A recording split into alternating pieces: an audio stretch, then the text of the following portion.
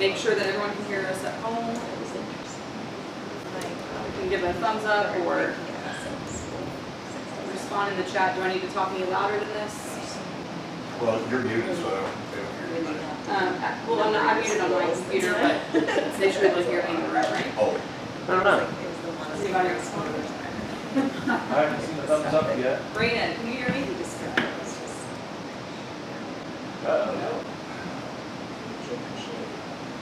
Then what I would do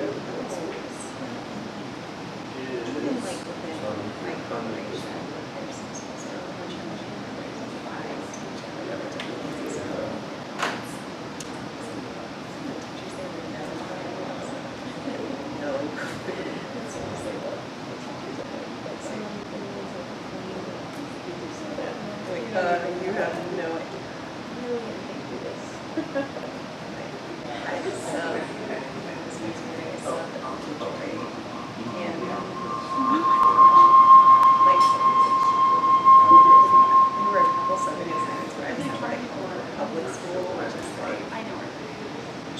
You guys hear us now?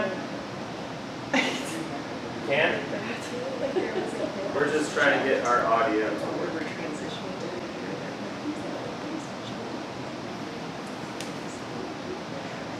Can you hear us now? Anything? At home? No? You guys can hear us now though? Thumbs up, you can hear us at home? Alright. I think we'll go that route.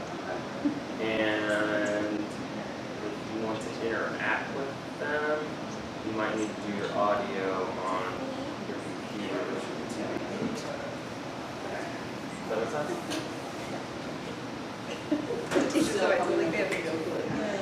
You could probably play a video on here, but the speakers will be coming through your microphone. What about now? Anything else? Yeah, great. Cynthia, can you hear? Across the room. Cynthia, oh, we can't see Cynthia on the screen. Yeah, I can only see like 3 people. Cynthia, tell us in the chat if you can hear us.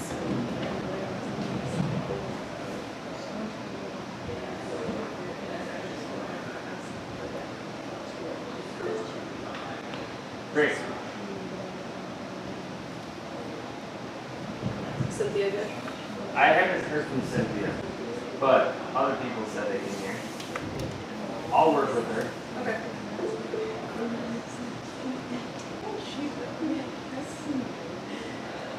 Okay, I'm going to go ahead and get started, and George can kind of navigate the sound issue for the people at home. Just for the sake of time, hopefully, with it being summer, I want to maximize the time that I have with you, but also be respectful and mindful of your time and get you out of here as soon as possible so you can enjoy your summer. And we have 2 different kinds of people. We have grant recipients, so we have some people that have received the robotics grant to start a robotics team for the very first time.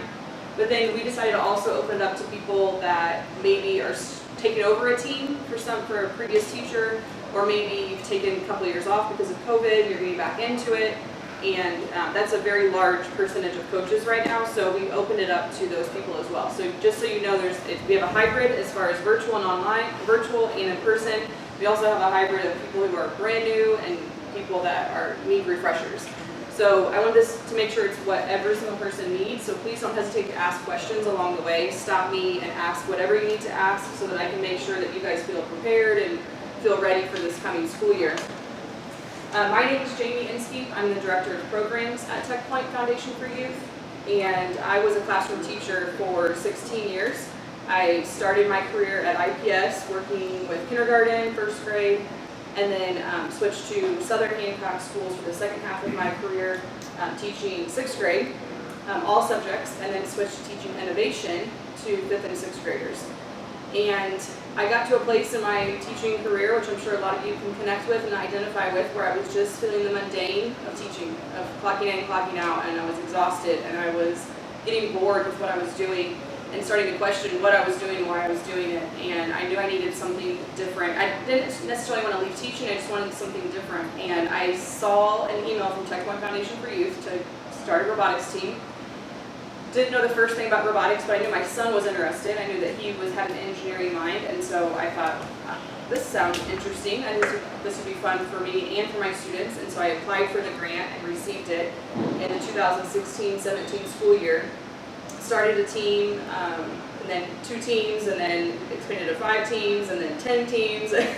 Absolutely fell in love with robotics, and it completely shifted my career. It shifted my mindset as far as how I was approaching the classroom during the day. It just reignited everything I was doing in my career. And so I love that you are here and that you're interested in robotics, because I can tell you 100% it is life-changing. It applies to everything, not just STEM. And I now have the honor of helping teachers all across the state of Indiana start robotics teams, and truly feel passionate about what I'm doing and excited to broaden it to the state of Indiana. So we're going to go over a lot today. I want to first introduce you to the team. So George Giltner, our president and CEO, is back in the back. And then Andy Bree is out of the country right now, but she's our director of foundation operations. And then myself and Andy Fulton, who was at the door when you came in. So he's our volunteer event coordinator. He'll be up here in just a few minutes to join us. But we are a small team of 4, but I always tease, that when I first saw the job opening, I knew who Tech One Foundation, I knew as a whole who they were. I always saw them as this massive organization, and when I was doing my research to figure out, okay, what am I actually applying for and what is this, and realized it was such a small team, my mind was blown that there were so few people that were putting on all these amazing things. And I said, joke's on me, because now I have all this workload, right? So I'm now doing a lot of that work, but it's such an honor. Today we want you to make sure you have a better understanding of what robotics is, how it can be utilized, and the very best way that you can support students. So this might be a little bit different than what you had anticipated. We're not going to teach you all the ins and outs of how to build a robot, or how to drive a robot, or how to program a robot, because that's what your kids are going to learn. You are simply going to be the facilitator, you're going to be the coach, the encourager. That's going to be your role. Your role is not to have all the answers and to know exactly how to do it. So our training today is going to be more on how to support you so that you can best support your students. And so that you know that we are here to help you. So we're not going to start this training and then leave you on your own for the rest of the school year. We are here for you throughout the entire school year. I have the honor of I can visit your school if you want me to. I can answer your questions. I can help you find the support that you need, connect you with the people that you need to connect with, so that I know it's tough. Like I 100% know how hard it is, how full your plates are, and so our goal is really to support you the very best way that we can, so that you can be organized, so that you can have fun, and so that your students can benefit as well. So for those of you that received the grant, how many in the room received the grant? Okay, good. So majority of the ones in the room. So that's very helpful. I know we have a lot online as well. But just so you are aware of the grant requirements, since you received the first 3, you already checked off. So you have anywhere between teaching first grade through 12th grade. Your school does not currently have a Vex Robotics team, and then you agree to do this professional development. So that's the first 3 that are already done. The other ones would be that you have to assemble a robotics team of at least 2 students. So a team, by definition, is at least 2 students. And then that you will attend at least 1 robotics competition even. This used to be 2, but we know with COVID and with the effects of all of that, we have less competitions than we used to. So we have lowered this down to at least 1 competition during the season. And then you agree to actively encourage the other schools in your district to apply for the robotics startup grant. When I first started, I was the only school in my district that had a robotics team, other than the high school, and it very easily sells itself, right? The other schools see how much fun your kids are having, they see how engaged they are, and they want it to. So we're just asking you to be that play that active role and try to encourage the other schools in your district to also apply. We do still have openings for all of our after-school grants, elementary, middle school, and high school. The high school ones are almost gone, so if you know for a fact that your high school and your district might be interested, then you might want to encourage them sooner than later. And you also agree to use our logo. So I'll show you later in the presentation where to find that logo, but if you're gonna make team t-shirts or if you're gonna promote anything with sponsors in your organization, we just ask that you include the Tech One Foundation for Youth logo as one of your sponsors. And then you agree to have a team for at least 2 years. So this coming school year and then the next school year. And then if anything changes, just let us know. Or if you're gonna pass it off to another teacher, because we know a lot of transition happens in classrooms, then just let us know so that we can make sure we change our contact information so that we can get the right information out and we can get you off of our list so that you're not getting emails that you don't need to be getting. And then pre and post surveys. So these are really important to us. They give us the data that we need so that we can secure more funding. Our job is to find the funding to buy the equipment so that you can have what you need to start a robotics team. And the best way for us to do that is we will show potential partners this many students are being impacted, and those surveys, so we have both student and teacher surveys. So the and I'll send that link out after the presentation so that you'll have those links for both you to complete and then for you to share with your students. And you may not know at this point who those students are going to be, and that's perfectly fine. We give a little bit more time for those student surveys to come in, so just know that once you establish who your robotics team is, then you're going to want to get those surveys passed out to them and have them complete them. Your first assignment, I know you did have some robot homework for grant recipients, but your first assignment is to make sure that you're following us on Facebook and Instagram. We have a TPF for Y Robots team, Robots page, and you can do that right now. I'll pause for a moment to let you do that. It's so valuable because we put a lot of updates on there. We put a lot of resources on there. For example, we have an advanced coaches training this afternoon that we've shared on there for people to sign up for. The Coaches Corner is a group, so there's a TPF for Y Robot page that you'll want to follow, like and follow, and then there is the Coaches Corner IQ. So if you're IQ, which is elementary or middle school, you're going to want to join that group. You'll request, and then George or I will admit you into that group. But you'll see there's lots of good conversation happening in those groups, questions that are being answered. It's a great resource to go to if you have anything that you need to troubleshoot. You can even search that group. If maybe it's programming specifically that you have a question about, you can type in the search bar programming and you'll see all the conversations around programming. So you'll definitely want to join those groups. The question I have is, the Facebook, do you want us to follow on our school website, or do you want us to follow on our personal website? I would say whatever your preference is. Whatever. I would say it's better if you do it as an individual. So that if you have a question, I know that it's Joe talking. So I know that I can say. I'll leave it. Okay. Wait, I have your phone number. Okay. That's right. Yeah, so whatever your preference is. Can you show those groups again, please? The groups, they're linked here, so if you have the presentation open, or you can also go to Facebook and search in the groups for Coaches Corner. Okay, where is the presentation? I don't see it. Let me go back to or maybe, can you put the link? Okay. They're going to put the link in the chat for you. Yeah. Any other questions on social media? And we're not saying you have, if you don't have a Facebook, don't go make a Facebook for this. If you don't have a Facebook, that's perfectly fine. This is just a couple of places where we are.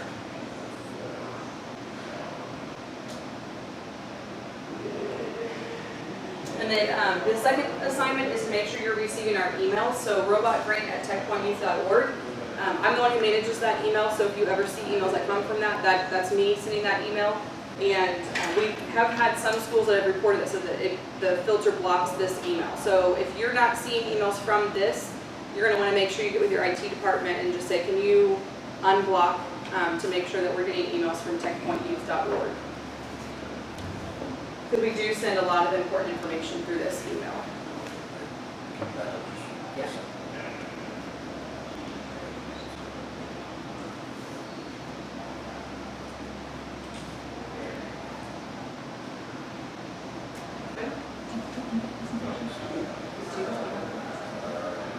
And I can always call you later. Yeah. And then also our website, if you have not navigated our website, it's also a really great resource. I'm going to click on here really fast just to show you the most important things. When you go to our website, if you go up to the top to STEM programs and then to robotics, you'll see on the left side here, this is where you apply for the robot grant. This is our robot map that shows where all of our teams are located. There's an FAQ for you. And then the main thing I want to point out is the robot resources.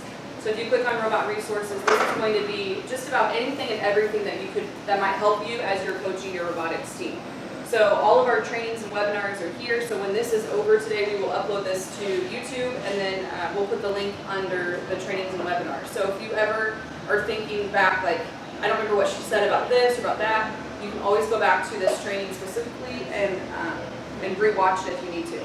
These are your robot season resources, so anything relevant to this year's challenge can be found here. You've got classroom resources, so things you can utilize in the classroom, event partners if you're interested in becoming an event partner, and then coach support. So this is a valuable place that you might want to bookmark to have readily available. And then also just to clarify, there are basically three main organizations when it comes to robotics. You've got Vex, they're the ones who make the product. So they're the ones who sell the equipment, all the robot parts. If you ever needed a replacement, you would work through Vex. And then they also put out all of the curriculum. So any kind of classroom curriculum, they're the ones who put that out. REC Foundation is kind of like what we do, but at the national level. So they are a nonprofit. They're the ones who release the game every year, so they come up with the new challenge each year. They're the ones who manage all of the competitions. So robotevents.com, where a lot of you have already registered your team. They manage all of the team registrations. They manage all of the competitions. And then, of course, Tech One Foundation for Youth. So we are the ones who find the grant money to give you the equipment. And then we are the ones who provide the teacher training to become a robotics coach. And then we provide the coach support throughout the year.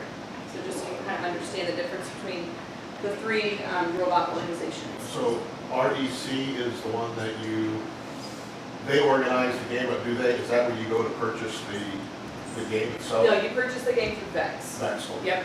Yeah, everything is purchased through, so, yeah, you give your money to Vex for the equipment, you give your money to REC for the registration, which if you're a great recipient, we are paying for that. And then, so any money would be these two. You don't give us any money, but you're welcome to give us.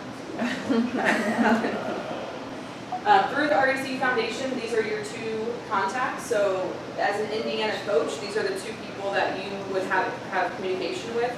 So if you have any questions about any kind of event, anything focused on events, then you would want to reach out to Randy Decker. He's the event engagement manager. There's some bullet points there of what his job description is.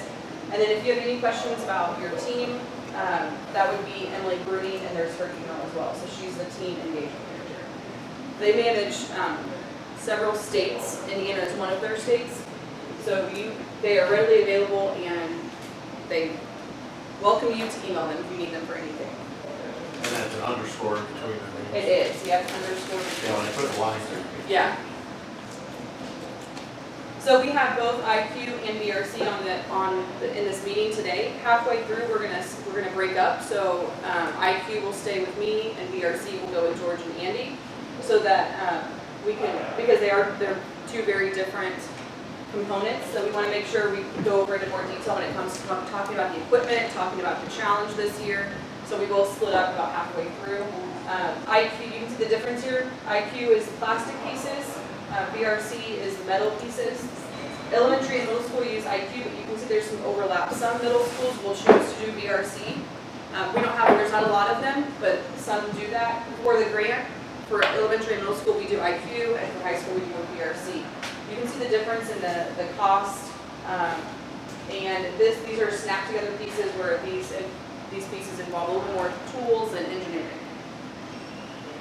Also, you can see the difference in the games. So the IQ is put on a 6x8 field, and then you can see the kit over here, and then BRC is played on a 12x12 field, and then they have the metal pieces, and you can see the robot there.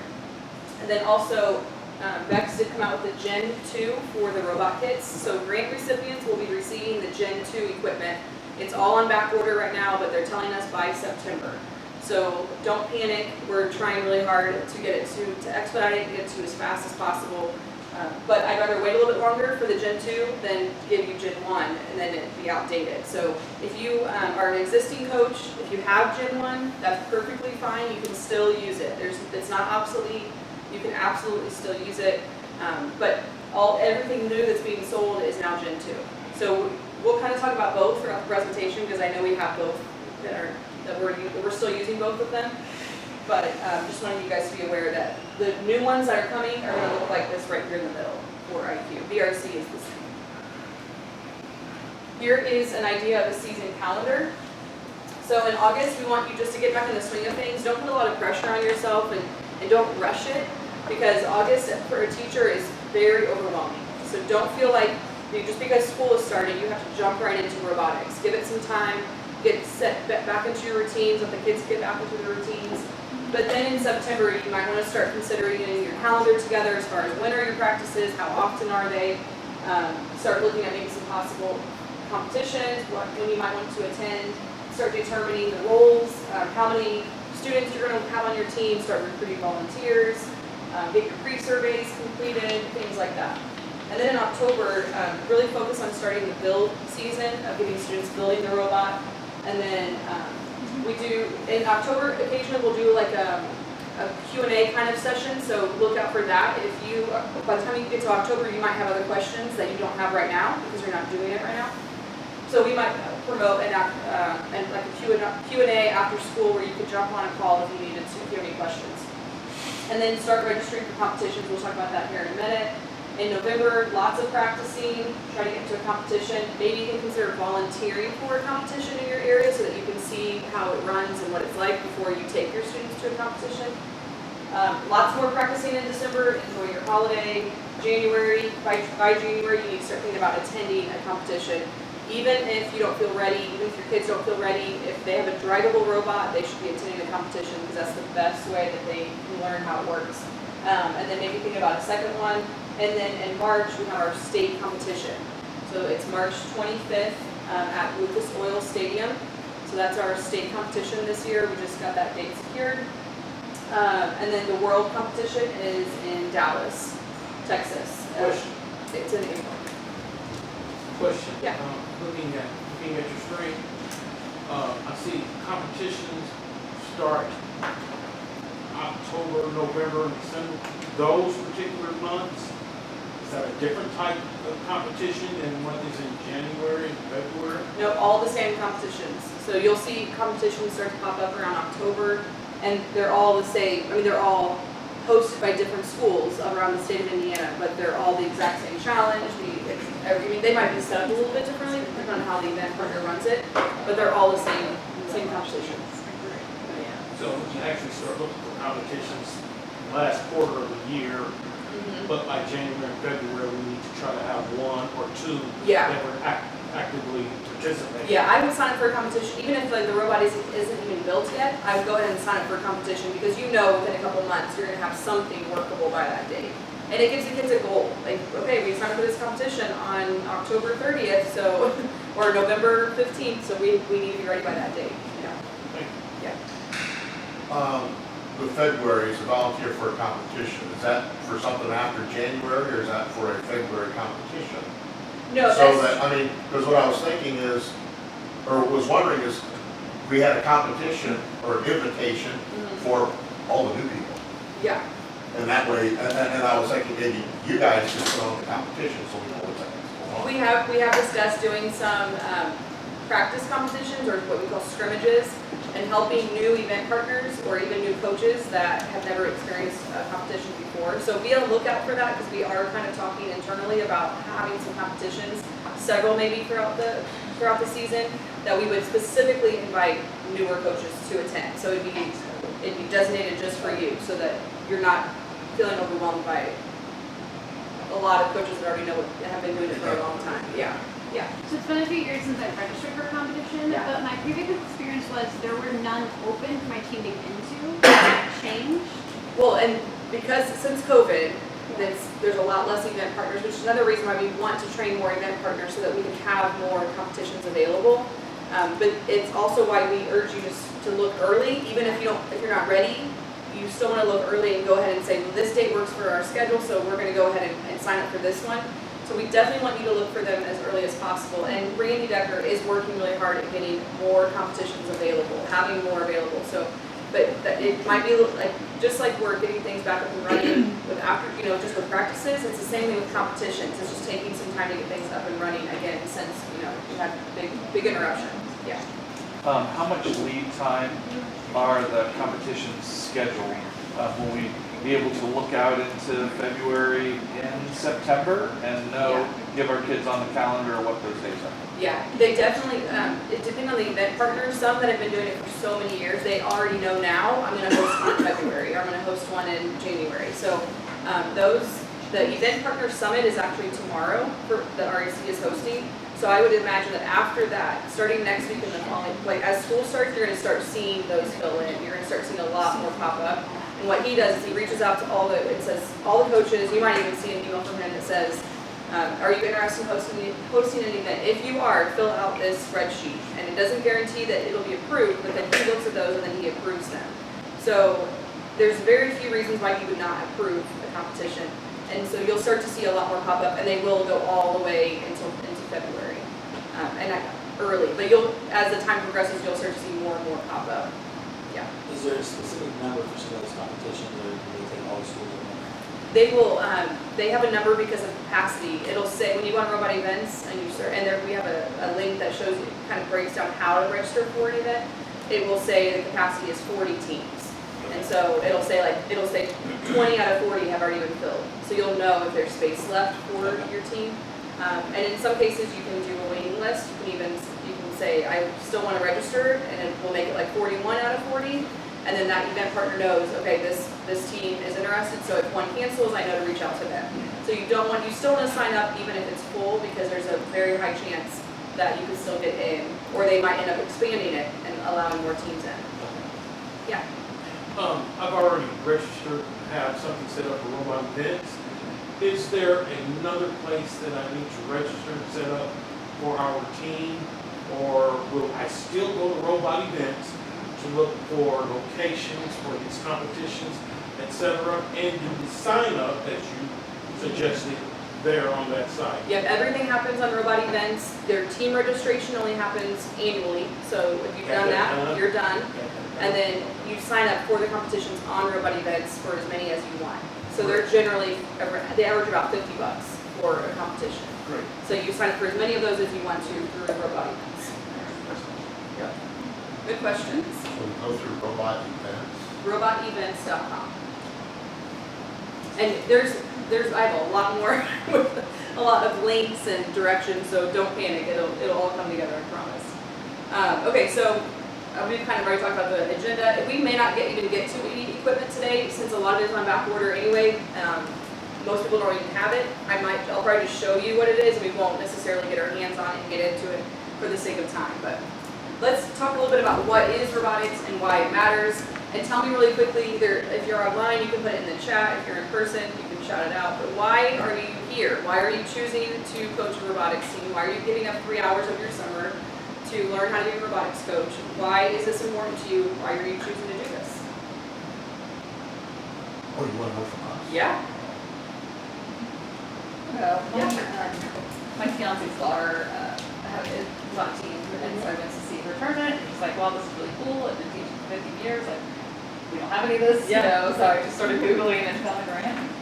Yeah, this sounds a lot like how I started. Yeah, awesome. Awesome. Yeah. Most of the schools, elementary schools in my district, have a robotics team, and I'm a brand new school from last year, and so I saw the excitement that these kids had, and we had a team go to Worlds, and so that was pretty fun to watch. And then I have a daughter who I also just love the idea. Actually, I have 3 daughters, but one of them I think would really be into this, and so I thought, again, it's just a way. Absolutely. I love that. Andy, anybody online? I'm Chiming in? looking. I lost my tab. That's okay. I'll let you know while you're waiting. While you're looking. Yeah, I actually am used to be on the board of Skills USA Indiana. They have the Vex competition for the high school, and they also have a robotics for search and rescue. And Indiana really doesn't have anything in Skills USA, so I'm hoping to start it and get more people involved. And I'm at a new school, and we have 40-some little things like this. So, you know, I wanted, hey, we got it, we're gonna use it. Absolutely. And so I'm here to learn, but Perfect. almost 40 years of teaching, and I'm still trying to learn. I love that. What it is, That's what you it's know. about. But yeah, it makes education fun Yeah, when you're learning new things along with the kids. yeah. Perfect. I saw a lot of comments about that. There are. I'll Give do us the the best summaries. ones. Yeah, I was gonna say, I won't read word for word. Rachel said that she wanted to keep for her high school students who had done elementary and middle school, so keep it going as they progress in their education. Let's see. Joanne said that robotics provides skills to the students like problem solving, teamwork, so those soft skills, as well as the hard skills of robotics. Mary said she coached in middle school for 6 years, and there's not a high school coach, the same type of thing, wanting to keep it going for the kids that were interested. Letting students explore robotics, seeing them work together, problem solve. Yeah, a lot of it is just ensuring that the students have opportunities outside of just the classroom to make sure that kids are continuing to grow and stay curious. Perfect. So I'm hearing a really common theme that you're doing it for the students, right? Like, I would say priority number one is that you know that this is what students need, this is what they want. And maybe priority number two is it's exciting for you and fun for you, and that's exactly how it should be. Because it is an incredible opportunity for kids where they can apply applicable real life skills to what they're doing. Do you want to add? I was just going to say I wasn't really sure fully what everything was, so I looked online and then I went to a competition and then I just came down to the state championship and just spent the day wandering. That's all I Did you? did. Like you just showed up to see what it Showed up. was? That's Yep, amazing. and then it was like, this is something I Yeah. want to do. Awesome. So then, It only takes one competition, and then you're hooked. I can relate for sure. So this is how students think of engineers, and in a lot of cases, this is even how us as adults think of engineers, right? Like they're a little crazy, they're spending hours entering in lines of code, like they're socially awkward. You know, like this is what your students are thinking of when they think of engineers. When they think of scientists, when they think of engineers, they're probably visualizing these types of characters in their minds. But engineers, whether they're chemical engineers or mechanical engineers or any kind of engineer, ultimately all they're doing is they're solving some type of a problem. And if we can help our students understand that engineers simply solve problems, it kind of demystifies those engineers and those scientists and helps them see that it's very real. It's very much about real life. Now these people, your students probably don't know who they are. They probably, if you show them pictures of these people, they likely have no idea who these people are. But these people have literally changed our lives. They've allowed us to have electricity, and they've allowed us to understand coding, and we've got the founders of Google. And so the very thing they probably use on a daily basis, Google, right? They probably have no idea who's behind it, who created it. But if you showed them these images, they would probably know exactly who these people are. These are YouTubers, these are sports stars. PewDiePie, he dropped out of school so that he could focus on his content for YouTube, like didn't even finish. Billie Eilish, who wrote songs in her 2-bedroom house with her brother, working at a hot dog stand to get by. She's now a multimillionaire. LeBron James, who almost didn't finish high school, he has a net worth. This is who our students are looking up to. This is who they're aspiring to be. This is who they see that if these people made it big, on the internet or doing sports, then I can do that too.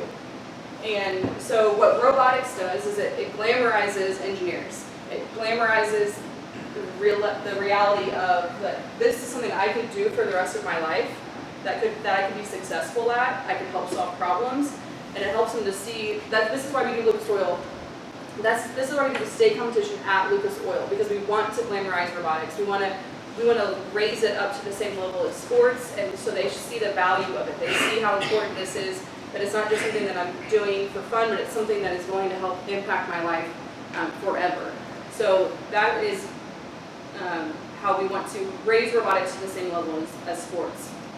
Now, the types of students that robotics attracts, you've got the students that love school, like they want to be there all the time. They love to be at school, and so they want to be there after school doing robotics. But it also attracts the students that hate school. It attracts the students that can't connect, that don't want to be there, that don't enjoy school at all. It attracts the students that have straight A's, the overachievers, the ones that want to just keep adding things to the list of things that they do. But it also attracts the students that have all F's. It attracts the students that feel like they can't connect or that they can't perform well in the classroom. It allows them to think more abstractly. The ones that are struggling socially are attracted to robotics, but then we also have the social butterflies, the ones that you can't get them to stop talking. They also are attracted to robotics.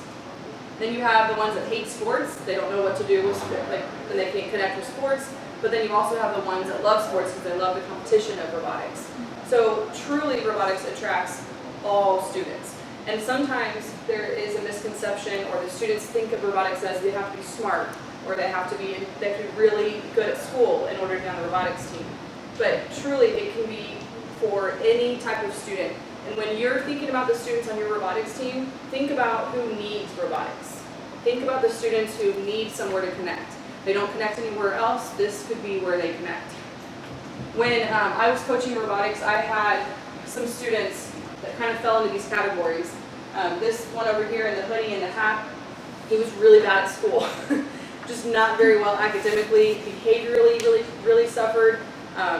His teacher came to me and said, he doesn't necessarily do well in the classroom, but I think he would really do well with robotics. And I'll talk to you here in a little bit about kind of how I recruited students and the process that I took. But he thrives in robotics. And whenever he was being bad in the classroom, his teacher would come to me and say, can you please talk to Isaac again?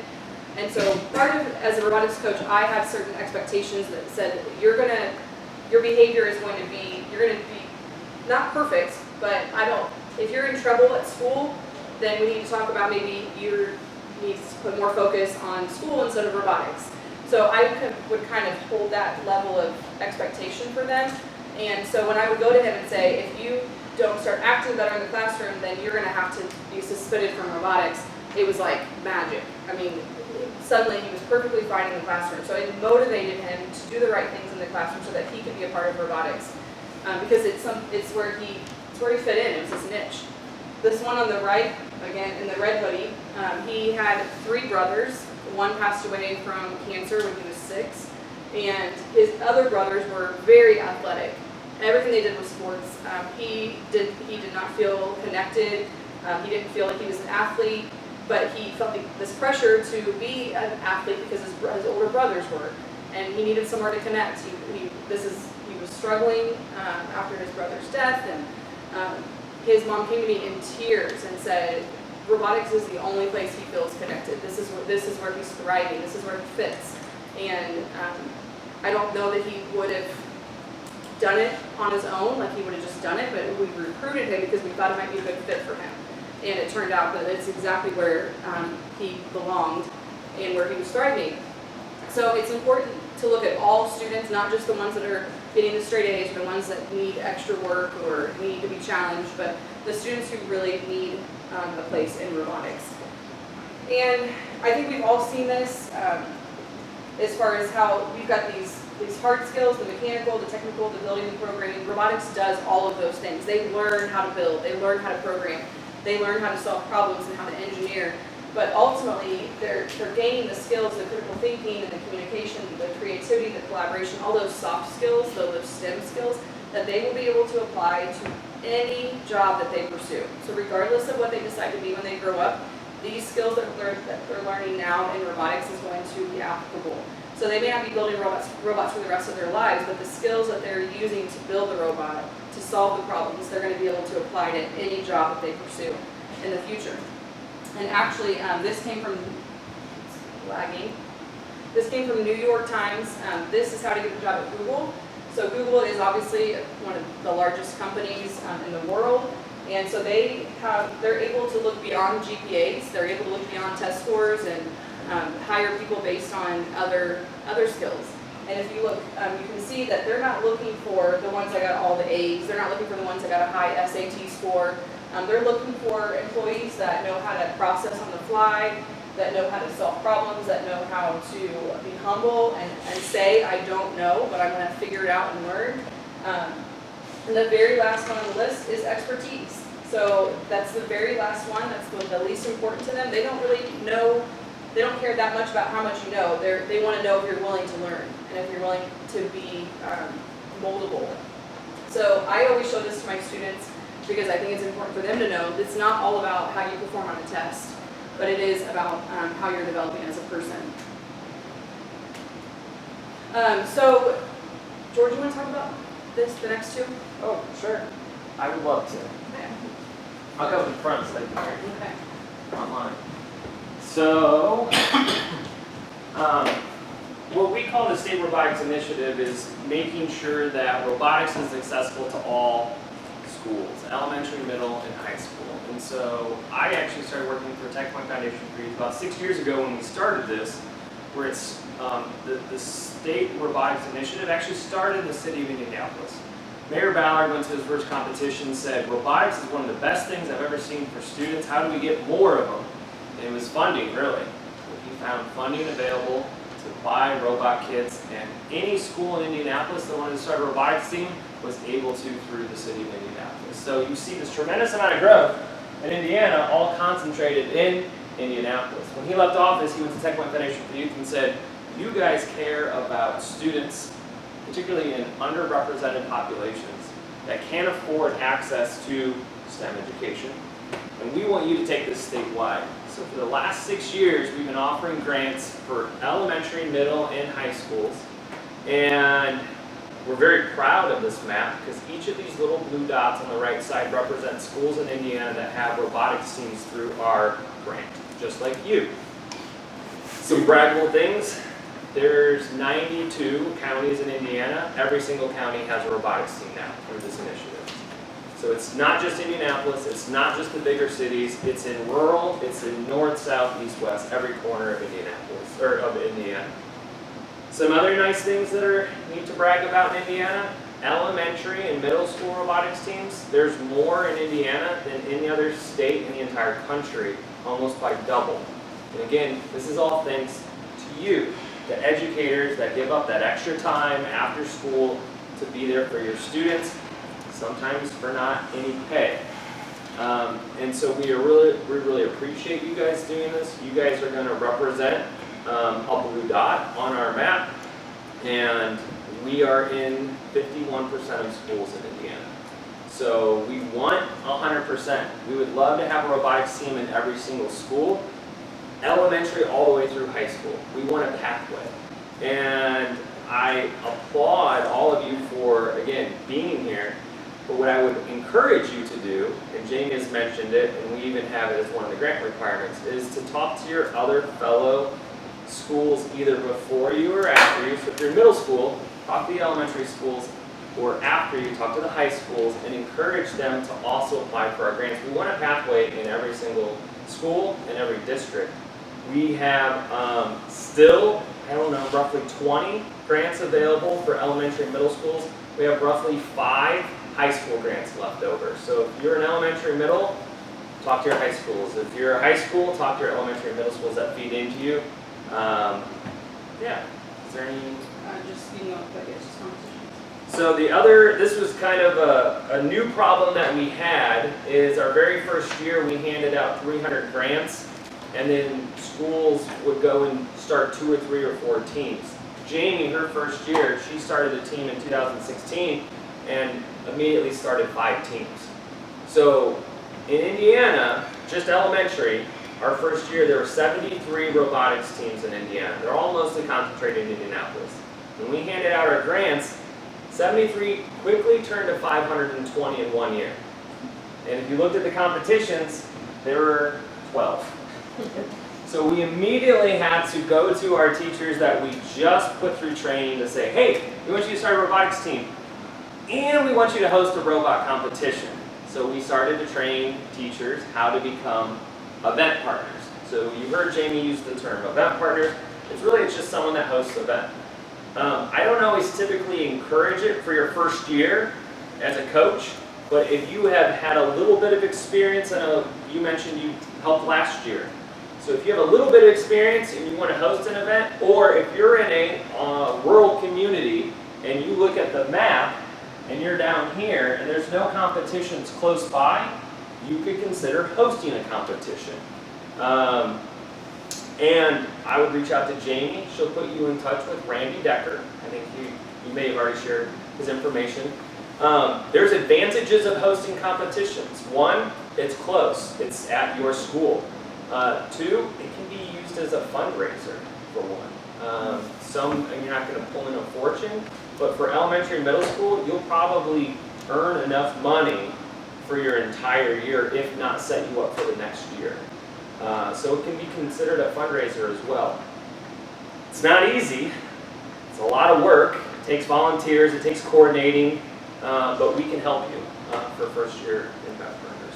So the map shows that this was our pre-COVID number. So the last 2 years, it really took a hit. But we went from 12 competitions in the state of Indiana to almost 200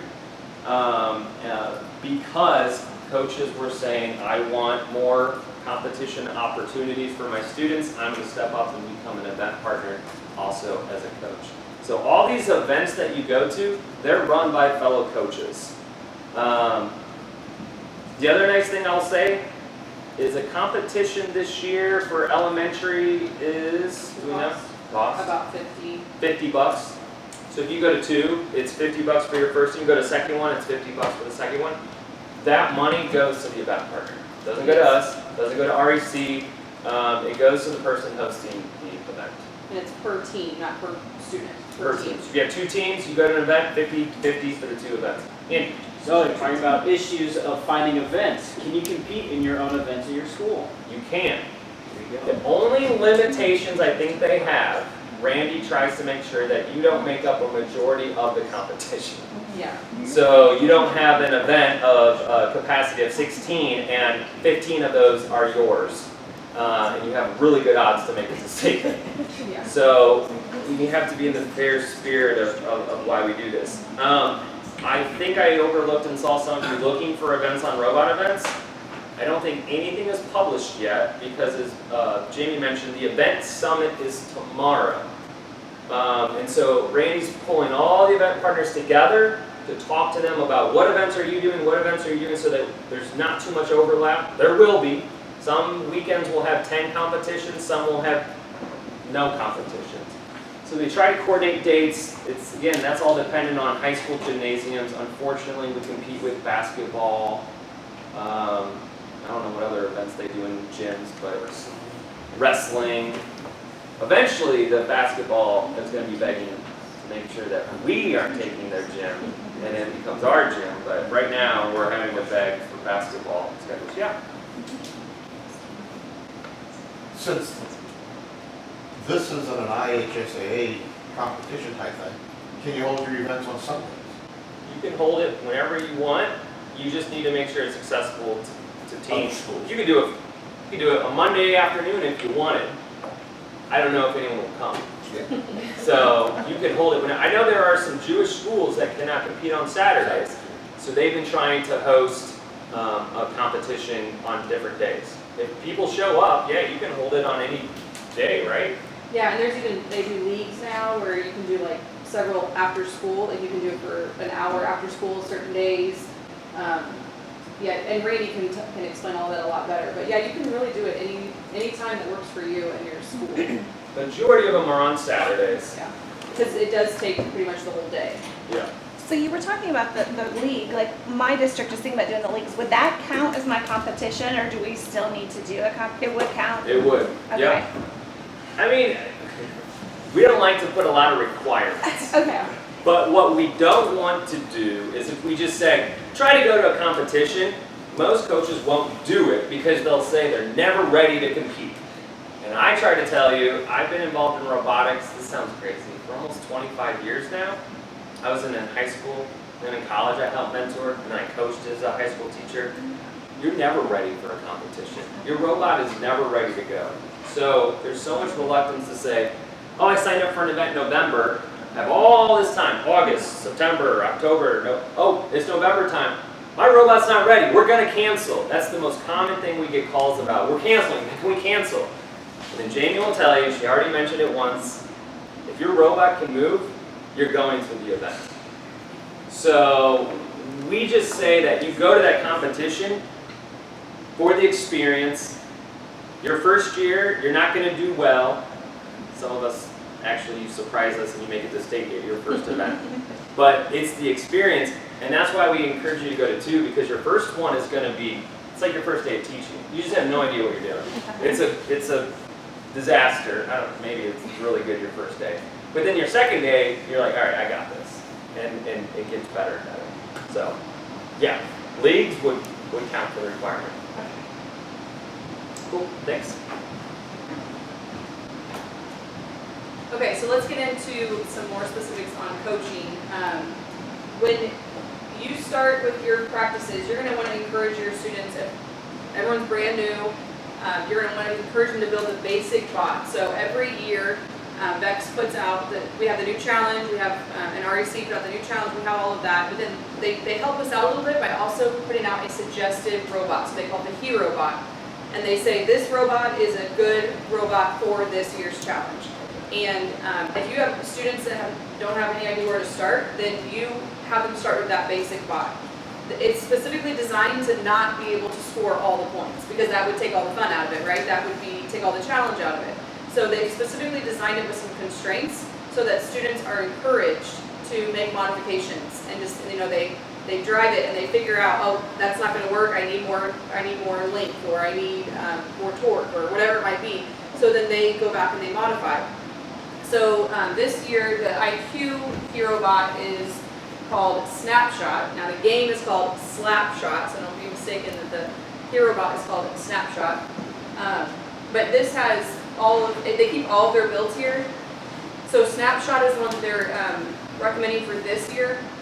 The build instructions are right here, so if your students have a device, you can give them the link, they can pull it up, they can zoom in if they need to, they can zoom out, they can see step-by-step directions on how to build it, just like Legos. The kids do great with this independently because they're used to building things like this. They have it for Gen 2, but then they also have it for Gen 1. So you can see that they have build instructions for first generation and then also for second generation. So for those of you that are grant recipients and you're going to get the second generation, you have those of you that are existing coaches and are going to keep the first gen, you have directions as well. And then the VRC one, it's supposed to be out late July. So it's called the Disco.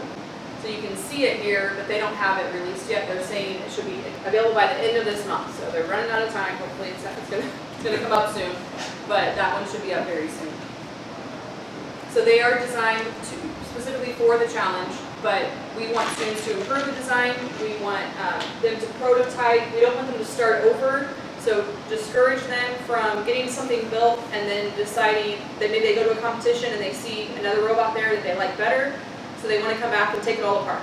I would highly discourage them from doing that. It is very stressful in their mind they think it's a good idea, but it's very, very stressful for everyone involved when they do that. So I would say instead of redoing the entire robot, why don't you take off that arm and maybe redesign the arm? Or maybe go down to the drive base and build from there. So we don't want them to go back to the very beginning, but feel free to encourage them to modify and then have them practice driving. The driving is, I know with the kids I used to work with, like they build it and they're like, okay, we're done. And the driving practice is so important because it's going to increase their confidence. They're going to be more excited about what they're doing, and then they're going to feel more confident in competition. So definitely encourage that driving as much as possible, rather than have them build it and be done with it. Have them take turn practicing, time them practicing driving so that they're getting that consistently. So we all know the design process. Robotics enforces the design process better than anything else I've seen as an educator. They have an initial brainstorm, so they have an engineering design notebook where they're sketching ideas, they're brainstorming, then they're developing a prototype, and then they're testing that prototype, they're taking it to the field, and they're testing it, they're seeing how it performs, then they're redesigning it, and then they're modifying it, and then they just keep repeating that to improve the robot. So you should see, over the course of the season, lots of changes happening to the robot. You should see lots of adjustments being made. They're gonna go on YouTube, and they're gonna look up, they're gonna see what China is doing. That's the good, China is the strongest when it comes to building and programming, so they're probably gonna go look those things up. They're gonna look up teams from other parts of the state to see what they're doing. Those are all good things, because it gets them excited, it gets them ideas, and it keeps them changing things around. Question. Yeah. Quick question, just for confirmation. When you went to the webpage for IQ and the VRC, are they on Robotics or are they on the Vex website? Or the build instructions? The build instructions are on the Vex website. So let me go back to that for you. Yeah, so it's vexrobotics.com. Yep. So Vex IQ build. Yep, Vex Robotics. If you just go to Google and put Vex Robot Builds, it's gonna take you straight there. I actually have a login for Vex Yeah. as well as Robotics. Yep. Events. A second question. Yeah. I have tons of Vex parts. I mean, 2 or 3 years worth of Vex parts. Yeah. I have 2 or 3, I have 2 completely assembled Vex robots. Is it feasible? I just want your input. Sure. Is it feasible to take that oldest Vex robot and maybe start building this? Speaking of IQ, building the Snapshot robot. If I don't need to order a big bundle of Vex because I got Vex sitting over here that's overflowing, is that feasible to do? Yeah, as long as all the parts that Snapshot requires you have, then 100%. So it sounds it would be wise to view everything that it takes Yes. to do this one to see what's missing so that you can get that on order and use what you have. Yeah, and when you open those build instructions, the very first thing it's going to show you is every single piece you need to build that robot. This is wonderful. Thank you. You're welcome. You just can't blend the plastic with metal. Yes. Oh no, VRC, Separate. IQ. You got it. Yep. Yeah. And you know that you can buy a lot of IQ equipment on Amazon and different places like the toys. A lot of those pieces are also legal. So there is a link that shows all legal and illegal parts. So I can show you that later. But just so you know, a lot of times outside of what comes in the kit, there are other legal parts that they can use on their robot. Thank you. Yep. Okay, so how will you measure success on your robot team? How will you know that you're being successful? How will you know that things are going well? And then put it in the chat, and then those of you in person, tell me, how will you measure success? If the kids enjoy it and learn something from it? Yes, happy kids, they're learning something. What else? Working together and learning from each Yes, other. the collaboration, they're learning from each other, they're not fighting. That's a huge part of it, that's a huge component. When you have a small group of students, we've all experienced it, that some take the lead and do all the work while the others sit back and do nothing.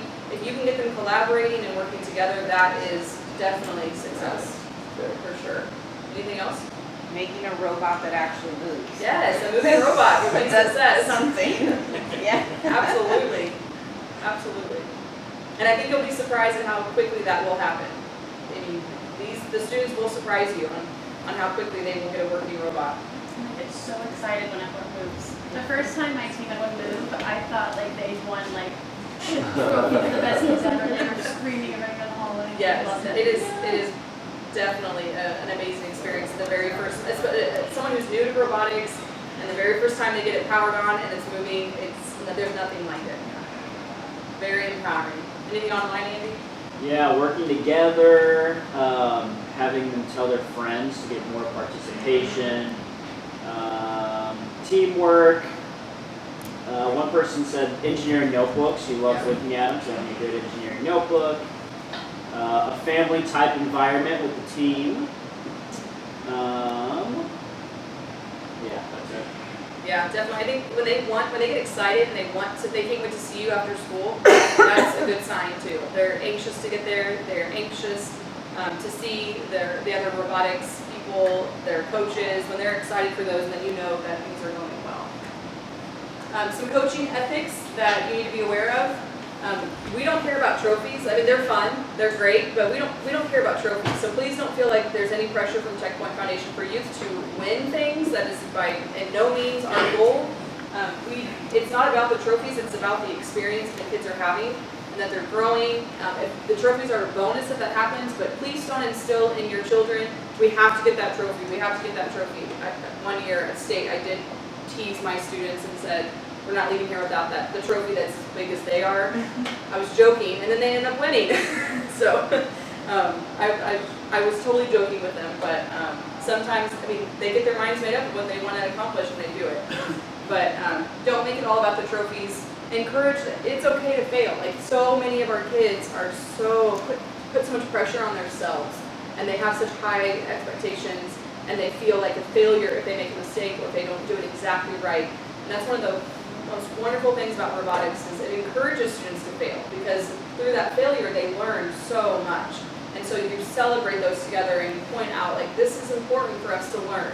And it's not a bad thing that this went wrong. It actually helped us to figure out what needs to be fixed so that we can improve it. So we want to encourage failing in a good way, not in a bad way. Using that as a learning experience. We want this to be 100% student run, student built, and adult organized. Your job is to organize it, not to run it. So you want the students to take the lead.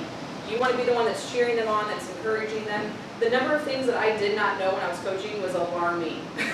The things that they would come to me, how do I do this? And I have no idea.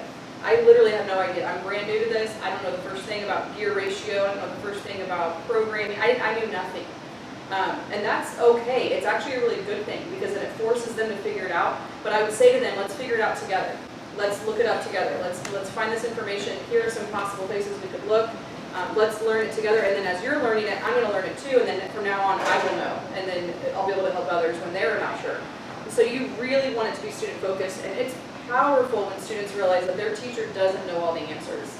That's an important skill for them to learn that my teacher does not know everything, and just like me, we're learning alongside each other, and it's very empowering.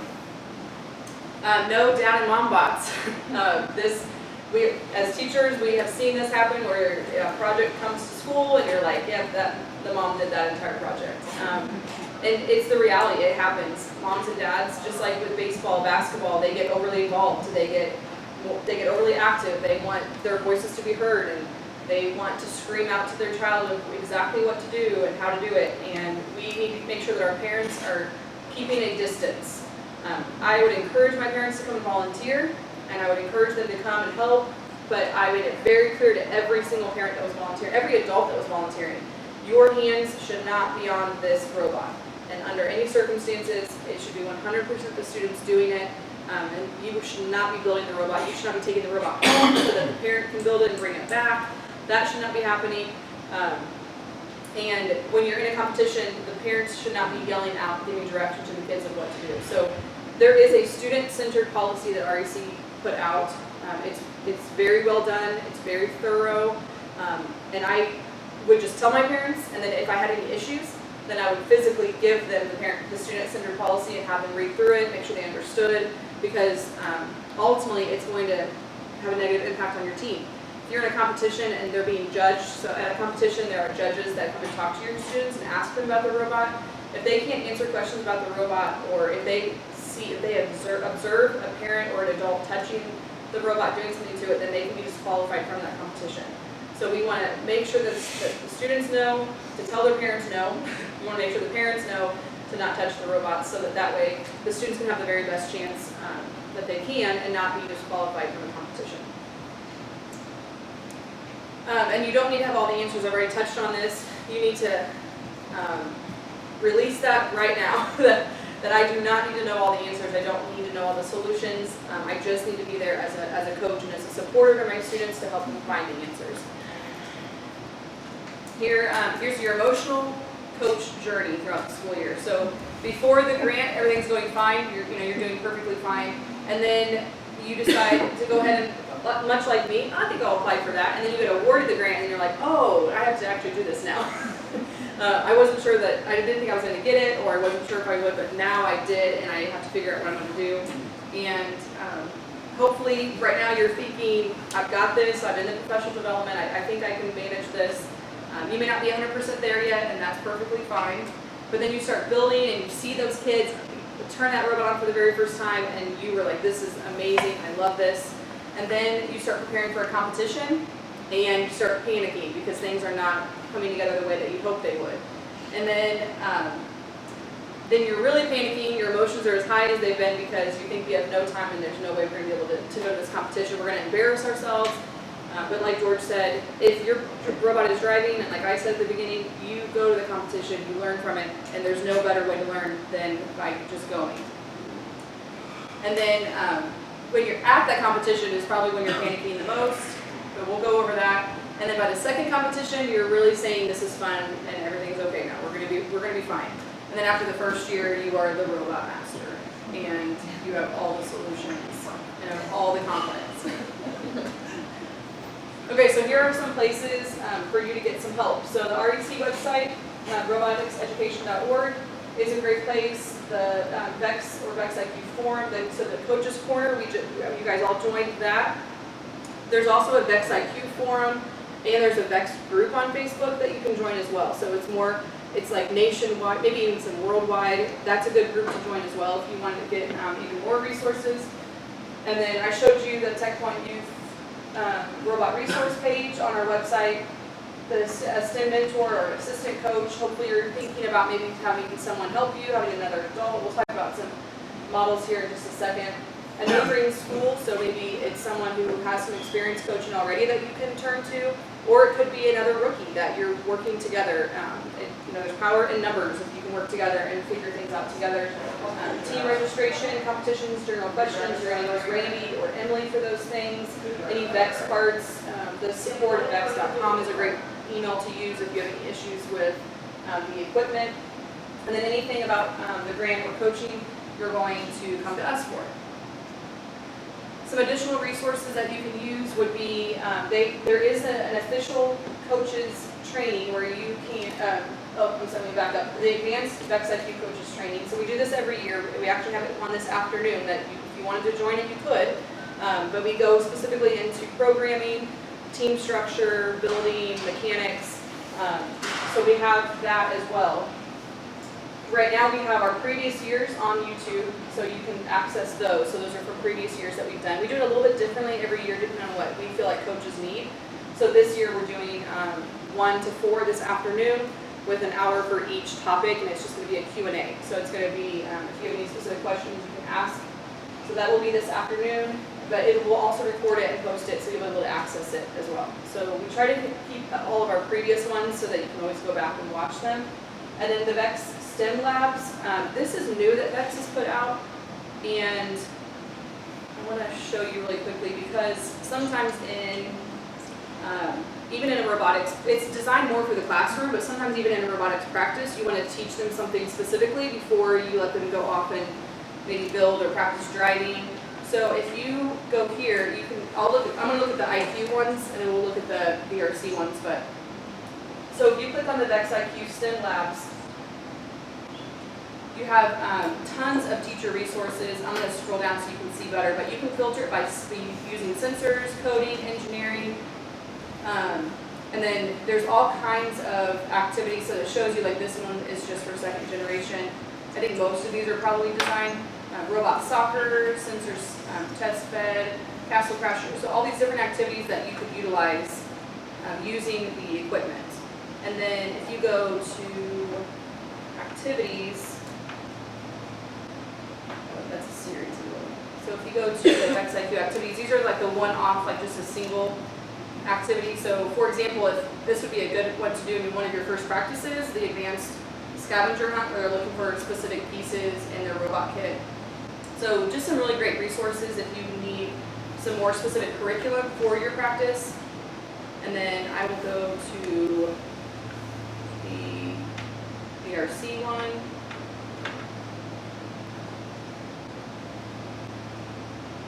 So we can look at that one too.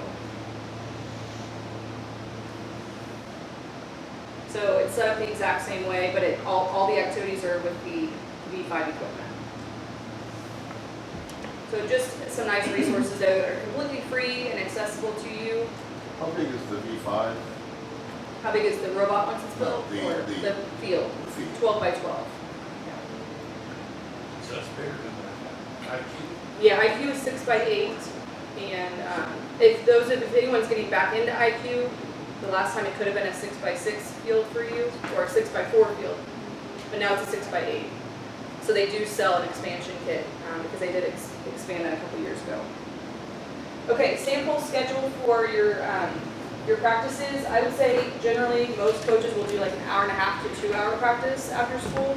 I usually did just once a week, but some do twice a week, some do 3 times a week. It really just depends on the needs of how you want it to be, how often you want to practice. In the first meeting, we encourage you to no building, no equipment, but just start talking about your goals for your team. Start getting engineering notebooks set up, and start talking about team structure. We're going to talk about team structure here in a minute, like the different roles for each person on the team. If you can give them more direction as far as what their role is, I think it really helps to give them a purpose so they don't feel like they're just sitting around doing nothing. And then you wait until the second, third meeting to start building the basic robot, to learn about the parts and all of that. So you can kind of see this is just suggested to give you an idea. If you're not sure where to start, this can help you get started. Andy. So even before the first meeting takes place, recruitment, what Yeah. can teachers expect on student interest? If you have too many students that want to apply, what is that? Oh, that's perfect. I think that's coming up actually. Okay, Yeah, that'll be very soon, I promise. sorry. No, you're fine. No, I've got some ideas for you and even some resources to give you for that. Here's some structures that you can think about. So you could do like a head coach and an assistant coach and then the team. So that if you have another person that could be your assistant coach, you could have one of the coaches could focus on all the logistics, and I know that's kind of what you guys do, where one does like all the admin stuff, the competition, like signing up for competitions, maybe parent communication, and then the other one is on site working with the students on a consistent basis. So that works as a good model. It could just be you and the team. That's perfectly fine. We highly suggest that you don't do that because you experience burnout, you get frustrated. You guys have been with kids all day, and then you're alone with kids again after school. So it really, we discourage that, but we know that sometimes that's just the way it has to be. But eventually, hopefully, you can build up to having another adult, whether it be a parent or another teacher, even a high school, college student that can come and help you. It really does help to have another adult or close to being an adult person with you. Here is another team structure. This is if you have maybe a bigger team. So we suggest 4 to 6 students for an IQ team, and then maybe 6 to 8 students for a VRC high school team. But here are some suggestions on maybe some different job roles. These are just ideas, you don't have to use them, but if you need some ideas on different specific job roles. And I used to tell my students, like, maybe you're focusing on programming, that's your role, but that doesn't mean that's all you do. It's what your focus is, it's what your priority is, but you're still learning how to drive. You're still going to understand you're going to understand the notebook, you're going to contribute to the notebook, but your main role is programming. Because I wanted all of my students to know how to drive, because if I had drivers that were sick or had a basketball competition that weekend, I didn't want to be stuck with nobody knowing how to drive the robot. So I required all of my students to know how to drive the robot, but I allowed them to have more specific roles. So we had our set 2 drivers that were our main drivers. And I would tell my parents even in advance, there's not going to be equal driving time. Just like in basketball or any other sport, the ones that are the stronger are going to get more playing time. And when it comes down to it, I would schedule like who was driving when. But when it came down to it, if it was a matter of winning, then as a team, we want to put our best drivers in so that we can perform well at the competition. And so I would explain that even in my parent meeting at the beginning, that I was not going to promise equal driving time, because you don't want parents coming to you like, that kid drove more than my kid, you know, because ultimately it's for the team. Everyone wants to work together to do best for the team. And then another structure would be if you have maybe just 4 people on your team, then you could see, I always had 4 students on my team, but if you only have 3 students, here's another idea. Lots of different structures that you can use. One of our biggest coaching tips is that driving and design look very, very different, but they're equally important. So you want to express to your students and stress to them that the design is just as important as the driving, but you need both in order to have a successful robot. So all of those roles, all of those jobs are equally important in designing an effective robot. Okay, so this is where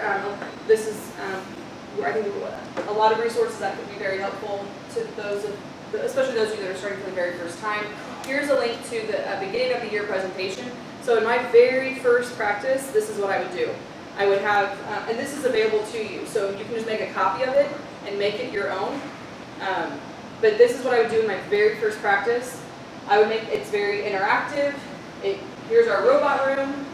Mine's not updated for this year's challenge, but I would start going over every single thing. So I would start with, and these are all interactive, and like I said, you can make a copy of this and make it your own and use it in your practice.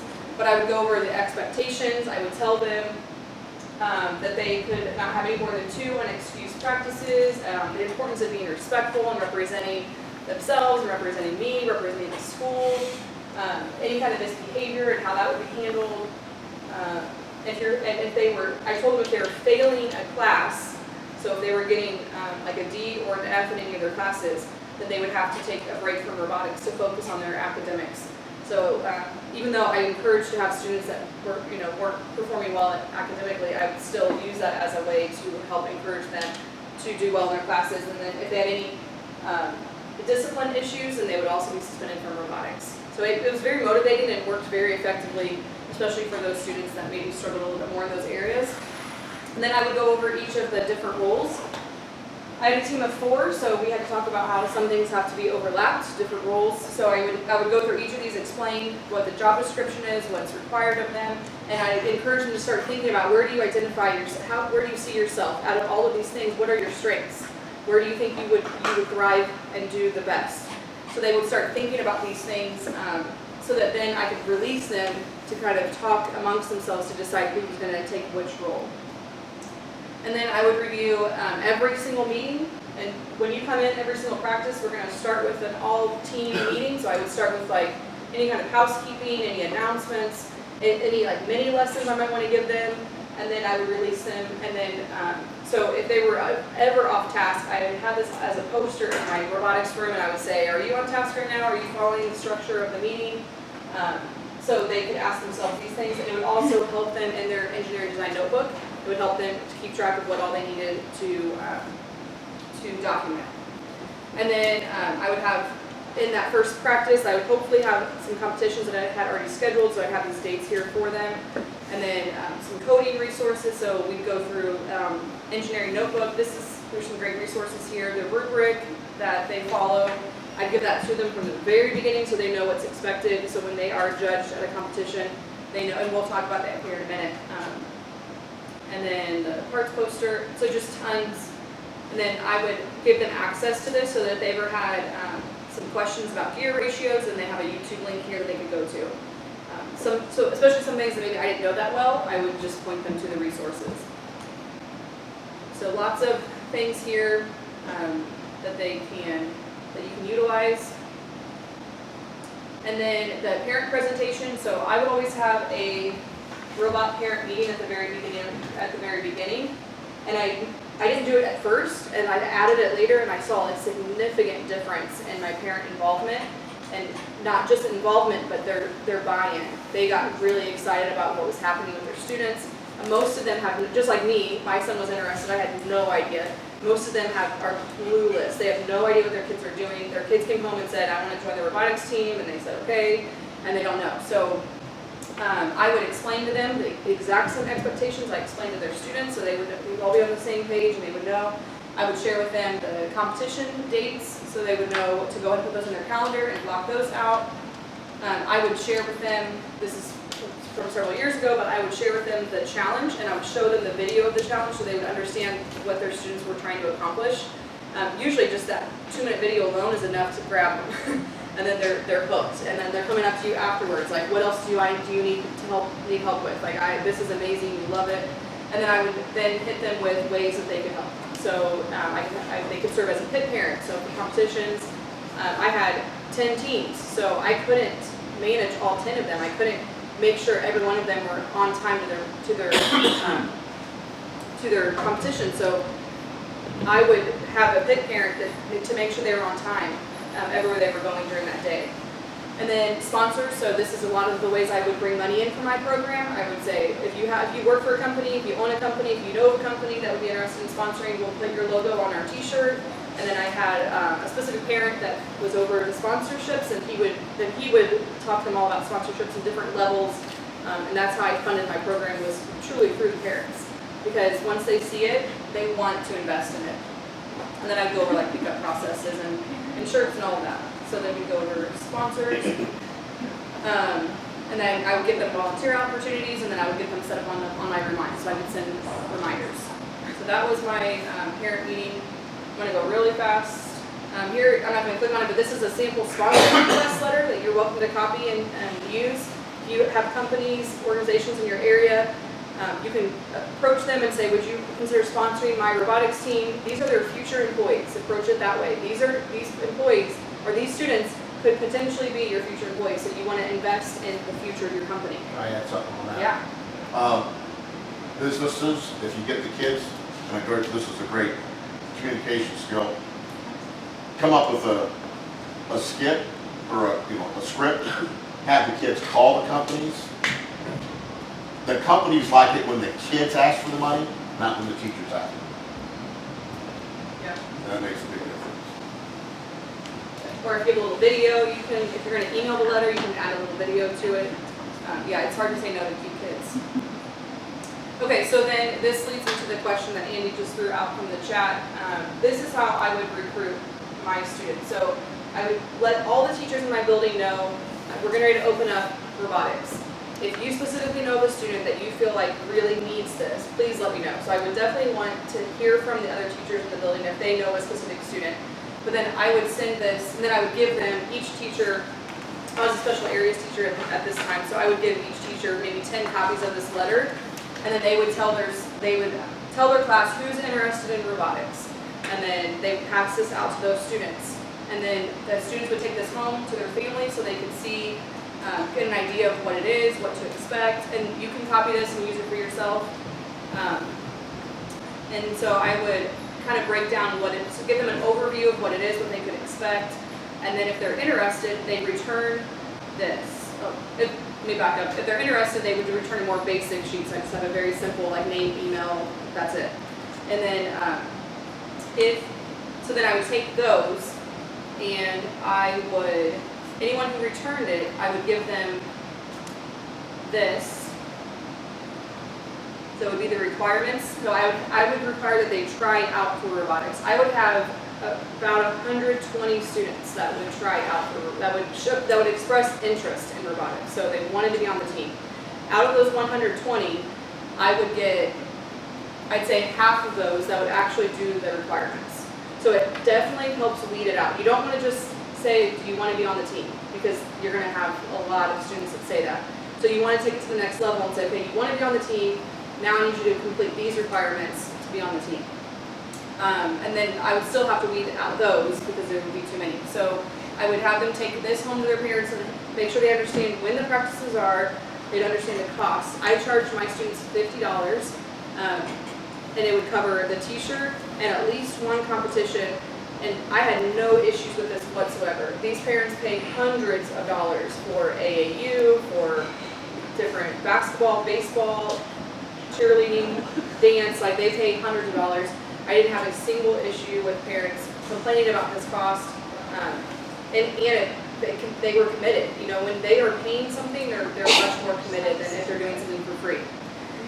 And then I would for the students, I would say please email a link to your video. So I required them to do two things: to record a short video. I think it was just a few minutes long. A short video explaining to me why they wanted to be on robotics and why they felt like they would be a good team member. So just those two things I needed to answer. And then I also required them to get a teacher recommendation.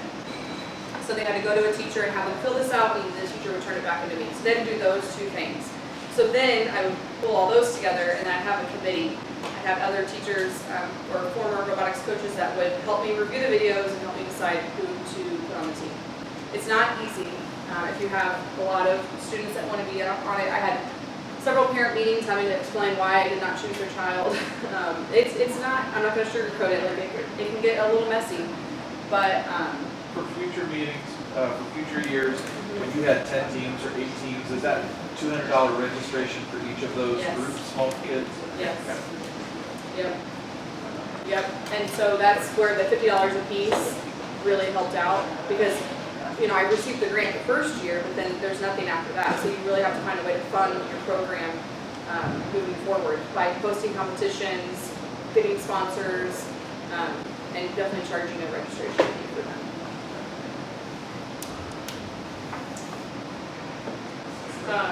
Okay, so before,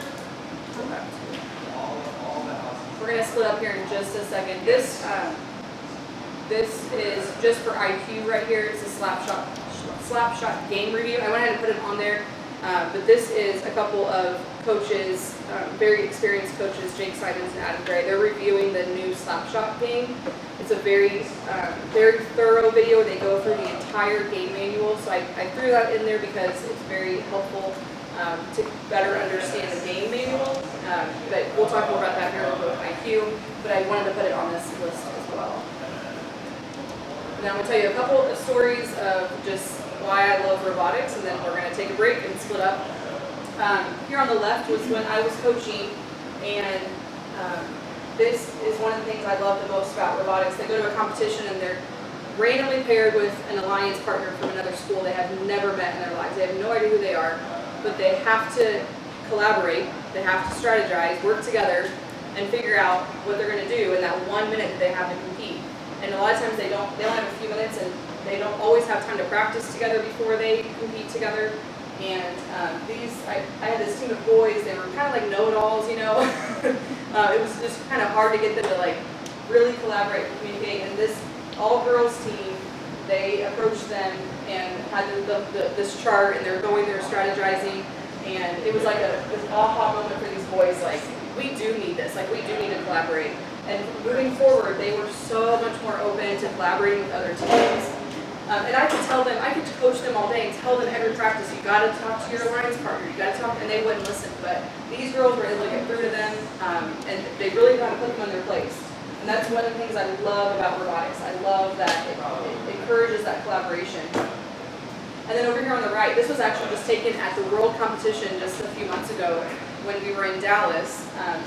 So this coach took over for me when I left my school, and he sent me this picture at Worlds, and he said, you'd be so proud of our students right now, because he had two teams at Worlds. There was one team that had the robot. She was walking out into the pit area, tripped over the field, dropped the robot, shattered, pieces everywhere. They were supposed to be competing in 20 minutes, and he said everybody rallied around. All the students came around and helped them put it all back together. And you can see like the parents are scooting the pieces over, and you got this whole group that's encouraging them and cheering them on, and they put that robot back together and on time for the next competition. And that's really what it's about. It's collaboration, and even if they're competitors, but they're also collaborators. Like there's that competition component, but they're also working together.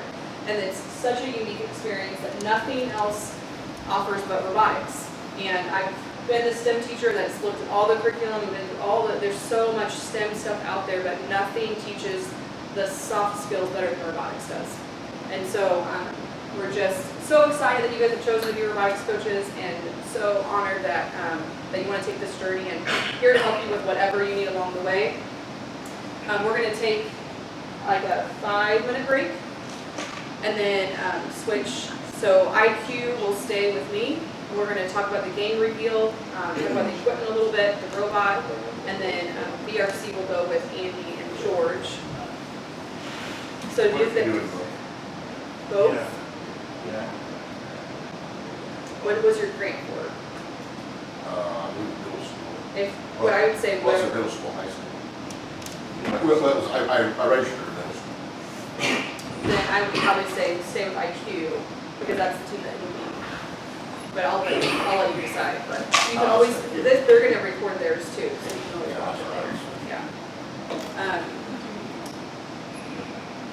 So, and then, did you guys already share the link online? Are there any other questions online that I need to address before we switch? No questions, and I just shared with them. Awesome. I'll send it to you in case you get any emails. It's Okay. a go-to, we did a go-to meeting, so it's not the one on the calendar invite anymore. Okay. And let them know online, it's gonna, I think Andy already told them, yeah, it'll be about 5 minutes Okay. before we ever get there. And then anybody in here that needs to go with them, or everyone here is Isaac? You're gonna get so much attention. So much attention. I love attention so much. Will you pull back up the QR code for this presentation? I know. Oh, for sure. Yeah, I have that. If I don't see you guys, thank you for doing this. Enjoy the, hopefully a few weeks left of your summer. Does anyone have days left? Days. Days? Enjoy the days left of your summer. Oh, yeah. But thank you, you will not regret your decision to be a robotics coach. There'll be times you'll be stressed, and that's when you reach out to us for help. Yeah, that's our advanced, Yeah. yeah, so it's our 1 to 4, it's all online. There's nothing in So yeah, we'll person. put it up on YouTube and make it back. And then if you have any questions ever, This week I worked on mine because Yeah. Thursday, Friday, I have construction council. we're just BRC, so if you're doing IQ, we're staying here. We're going to our office. There's only one in person, everybody else. Oh, yeah, why But I not? just gotta, I can't be there till 3. Yeah. Are you BRC or IQ? Or both? This is I IQ. I have, It's all online, so I'm gonna go to my office and go online. Oh, It's gonna be, yeah, I mean, I don't know, So I I think I think need to go to BRC. as long as. Gotcha, that sounds good. Then yeah, you'll, As far as I know, there's nothing reserved for the rest of the day, so. I think I don't that's know. yep, we'll pass by a restroom as well. Okay, that's cool. I want to go around. Jamie, I selected the link if anybody emails you. Okay, thank you. you said tomorrow you're having your event.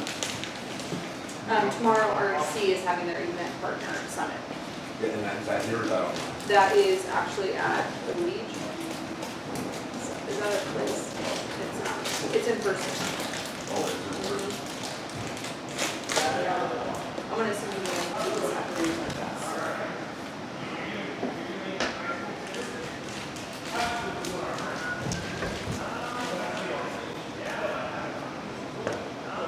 So, first year, do you recommend, because I know this is going to be big for school, we've had a lot of kids that are kind of talk about already wanting to go with robots, like senior school. I'm just, how do you narrow that down for the first year? How do you narrow that down to 10? Is it doable to do 2 teams? It's absolutely doable with your two teams. It's If just you gonna come have, up with it's gonna be the kids. So if we equipment. have those kids, that'll be the first one I need to go back and look and see exactly what we have. Yes, We could potentially do 3, 4 teams. absolutely. And then just have them be 5 kids or 6 kids Yep. on a team. That way if somebody's out or Yep. sick, you've got. Yeah, I liked 4 because you have to have 2 drivers, and we'll talk about all that. But I liked 4 because you have the 2 drivers and then you have the 2 that aren't driving. And then if you have to stop them out, you can, it's, But if somebody's sick, with that, Exactly. whether they're quarantined or if you have other sports and like see kids. Yeah, have exactly. their Parents just have conflicts too. yeah, exactly. I had a group of 7 that was doing the opening and closing ceremony for Skills USA, the competition. Oh, One of the 7 didn't show up for state. And if you would have shown up and they would have qualified, which they would have been the only team, but if they were good enough to go to nationals, I could have took them to Atlanta. They would have been on the stage. They were guaranteed to their place. There were only 2 teams. They would have been number 3. And they would have came home, having How does that work if feather. you do have,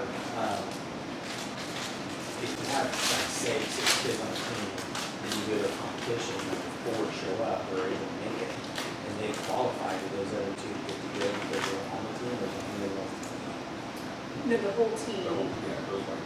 Yeah, so like, let's say it's team 1, 2, 3, 4A. If they qualify and they all go. But you can, if you have, let's say you have 1, 2, 3, 4, B, and C, if they don't qualify, they don't go. Like they can Right, go. but I'm saying if you have like a team one, and there's 6 kids on the team, but only 2 or 4 can make it to that competition. Oh, that's fine. You have to, you have at least 2 present to compete. And then all 6 would go to that team. Okay. Yeah. So you have different teams. Yeah. That's what she's saying, everybody should work wrong. Yeah. Because I can see this being a great. And that's what I talked about with the principal, I'm not even sure how fair the town says the small number of kids. Right. Joe is Jay Baker, B-E-G-E-R. Nice. Okay, so you need.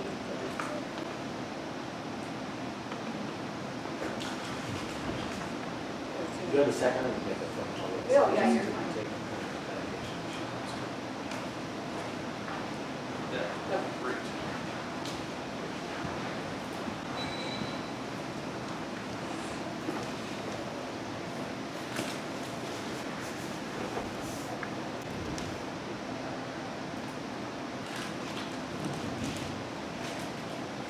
Okay, we're gonna get started in about 2 minutes, just waiting for some people to return.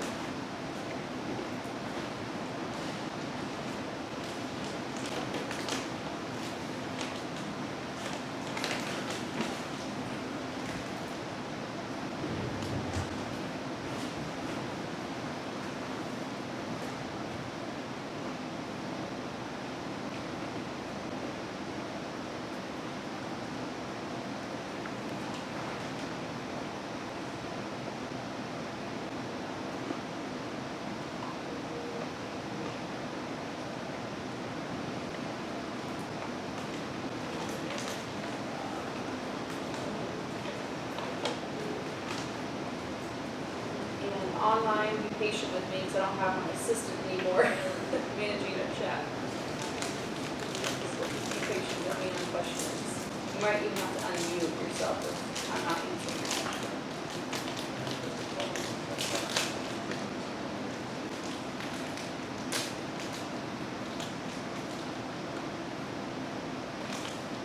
All right, 1 minute and we're gonna get started. So I've got a lot to go over.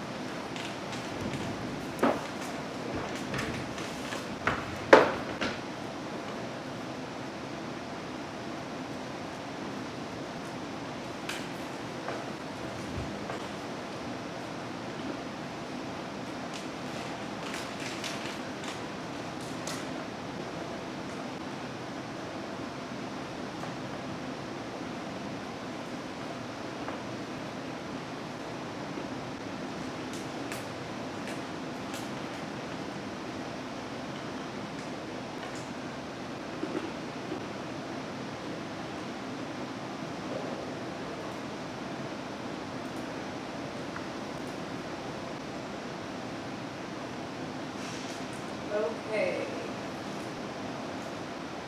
Gonna get started. Hey Jamie, Yeah.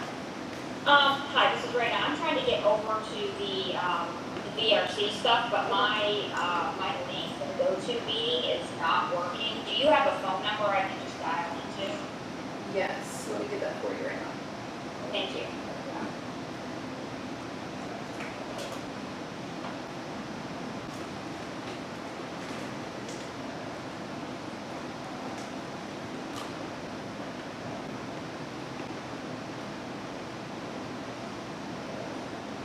Did that come up for you, Rena? Yes, I believe it did. 7.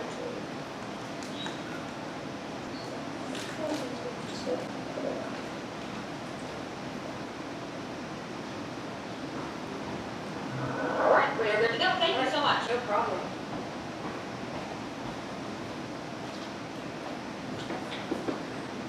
Okay, we're gonna get started with the game reveal. I absolutely love how the challenge changes every year.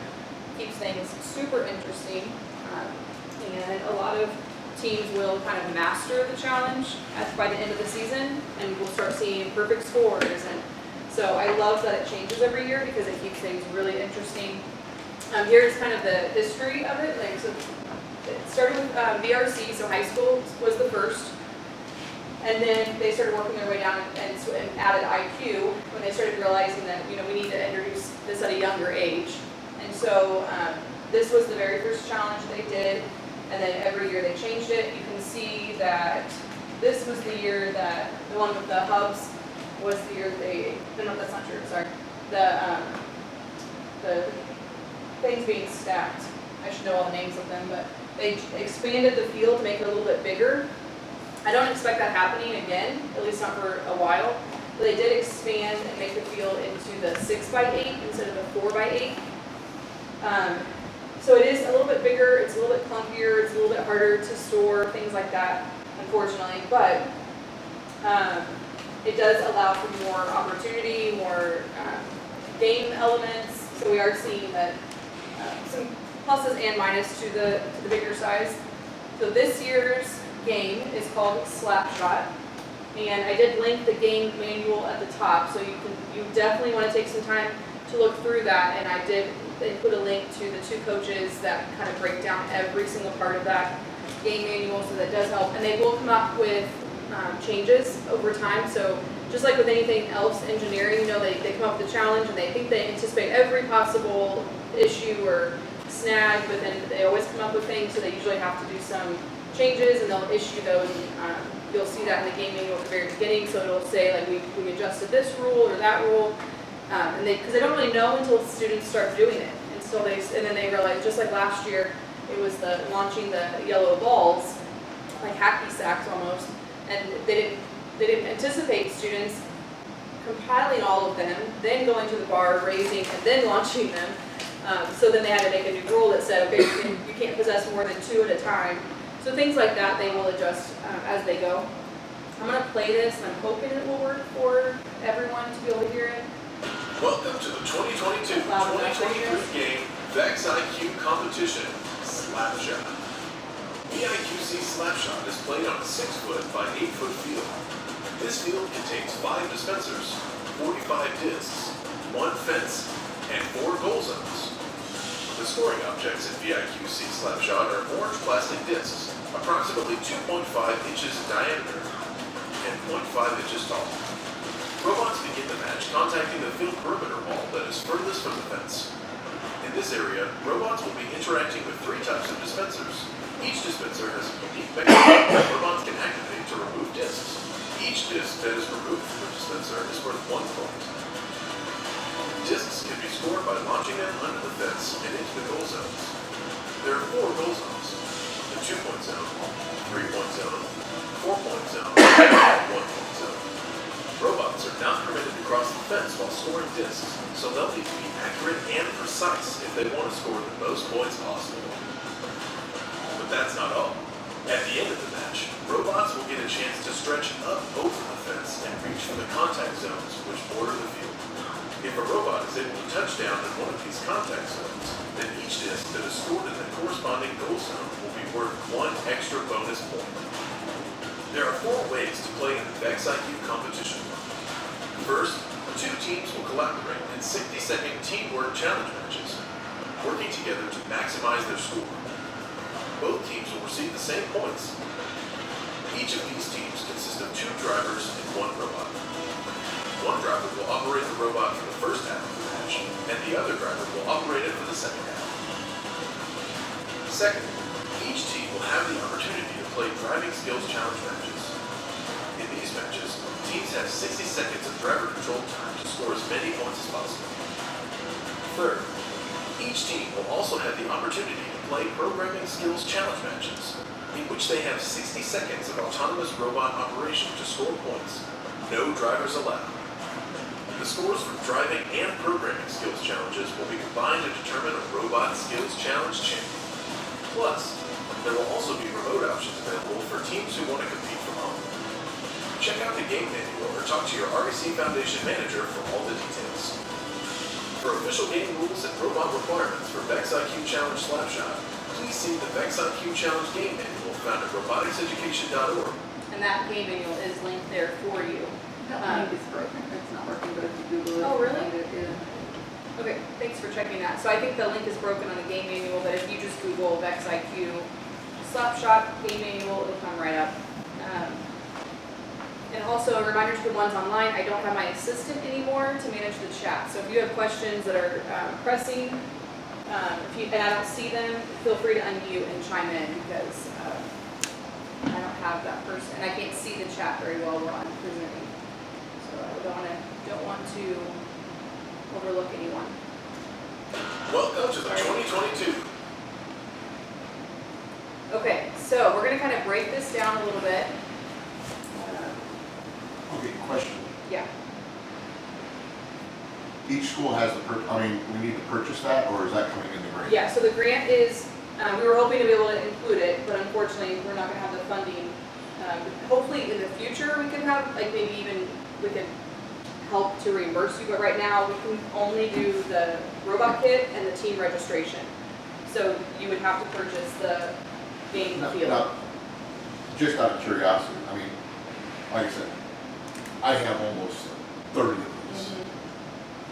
Could it be you have a choice of getting a robot or a choice of getting that? I mean, Unfortunately, I'm yeah. talking about in the future. In the future, possibly, definitely not this year, Yeah. because of the way we budget and the breakdown of the price. And how much is that gonna cost? So we can go really quickly to 130. 130? Yeah, the game elements are 130, Okay, and then the field, so the game elements are what change every single year. right. But the field itself, you can use every single year, so you don't have to buy a new one every year. I know I have a field, I don't know if it's big. And I just want to confirm the prices because I feel like they just recently increased them. So if you go to products and competition products, I want to say the field is $440. So you go to the field. So you can either get, switch this to competition, then you have the option of the 320.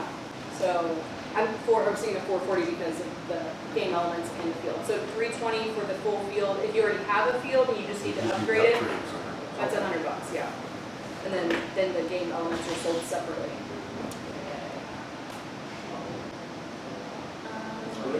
So, is anyone else in Project Lead the Way? If we, in our school is a Project Lead the Way, and like 4 years ago, we had a box with all those great pieces in it. Is that the game field? That's the game. None of it's been opened. The great. It's still sitting. It's probably the base.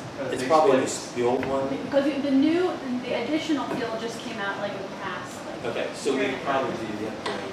You probably should be upgrade, I just most need to go likely. through this, because like I said, I got a job and was handed 20 boxes. Yeah, I would and started definitely going check through, first. And there's some stuff in there that we have that I just don't know. yeah, if you've not used the field like the past year and a half, it's how they It's use probably it. not been used in Because 4 the new years. field Well, maybe is, they're- it's just the past couple of years they've had the new field. Yeah. The addition. It's the same field, it's just bigger. Yeah, So you just you just add- have to buy the In fact, the $100 box said upgrade. 2019, 2020. Has anybody here purchased the upgrade, the field upgrade kit? Yeah. You purchased the upgrade kit, how many squares was it? I know it I've extends not it, set but it up yet, because we've not used it yet. I think my current field has several broken pieces, and I don't know whether it's worth ordering individual pieces or whether I should just order another upgrade kit and Upgrade have 3 or 4 extra. Yeah, Four- the it upgrade was was just expand. 4x6 and now it's 6x8. I know. Yeah, there's more for pieces. They're like $10. Okay, so let's break down the scoring a little bit, so you can kind of understand how the game is scored. So there's 3 ways to score in this game. The first way is that each disc scored in a goal zone. So the point, and that's the point value according to the zone. So you have the purple, the blue, the green, the yellow, and the disc has to be in the goal, so that the contact zone is on the perimeter. Any disc in the contact zone does not count for anything. It's 0 points. So they have to be in the actual goal zones to be scored. And if they happen to overlap more than one goal zone, then the one that's closer to what they're calling the fence, which is that dividing point in the middle. So the one that's close, like this is the fence here in the middle. So if the point that's closer to the fence is the point that they get. So if the little green thing there. these are actually built in. Right. So these Well, are I know, so but they just kind using of that as a- ricochet using off. that as a- Yeah, but for example, if your disc landed right here and you straddled both of these, then you get the purple color and not the blue color. So the one that's closer to the fence is the one that you would get. Well, it wouldn't count So we as are a just touch. trying, so it's not the Snapshot that is real hard. Yeah, I mean, this game is really interesting because there are a lot of different components, there's a lot of different variables. It's going to be impossible to have a perfect score, which I don't know if we've ever seen a game that it's literally impossible to have a perfect score because you can't be precise about it necessarily. Like you can design it the best that you can, but there's so much chance involved that I think it's going to be a really fun game this year to kind of see what happens. Because you can do everything right and plan everything right, but there's so much chance involved. You don't know if it's going to bounce off the wall or bounce off of one of these things in the middle. And you have the shuffleboard. Exactly. You hit Yeah. you hit one and it moves Yeah, it. exactly. Contact zone and a 2-point is a contact zone? So If it's overlapping both? if it's in the contact zone, if it's touching any part of the contact zone, it's 0. So if any part of the disc is touching the contact zone, then it's 0 points. It does not score. So That's it the has to outside be. lights. Yep, those outside part. That's where they're going to do the end game. That's where they're going to expand their robot. So if it's in partially more than one goal zone, then it's considered scored the one that's closest to the fence. I think it can't be touching the robot, and it can't touch the contact zone. So that's the first way that you can score. The second way, or let's first look at a few examples. So disc A, this one right here would be 4 points because it's clearly in there. And the contact zone is separated by those 2x's. So you do have a little bit of a lip there, so they're not going to slide in there easily. The B disc, you can see, is kind of straddling the two, but it's going to get the 4 points because it's physically touching the scoring zone and not the contact zone.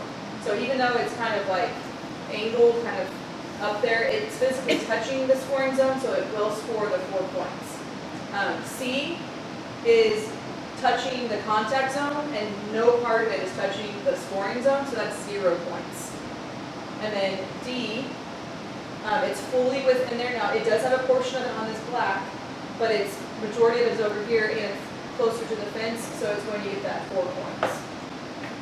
And then E, you can see it has majority of it partially within both the 4 point and the 1 point, but it's broken the plane, so it's actually entered into the 1 point goal zone, and so that one is further. I think earlier I said closer to the fence. Further from the fence is what I meant to say. So it's further from the fence, so it gets the 1 point. So it's going to actually get that lower point. And then F, you can see is actually on top of G. So it's partially within the 1-point goal zone, but it's being fully supported by disc G, which is not even, it doesn't matter that it's on top of G. It's broken that plane, so it is considered a 1-point score. And then last one, G is 4 points, so it's fully within the 4-point goal zone. And then the fact that it's touching F is irrelevant. It's happens to me every time. So that doesn't matter. Any questions on the first way scored? Okay. The second way that they can score is every single disc that is removed from any of the 3 dispensers. So there are 3 different dispensers. One of them they have to push to release, one they have to kind of pull or pry to release, and then one they have to like rotate to release. So the rotate one is going to be the most challenging one for them, and that's evident.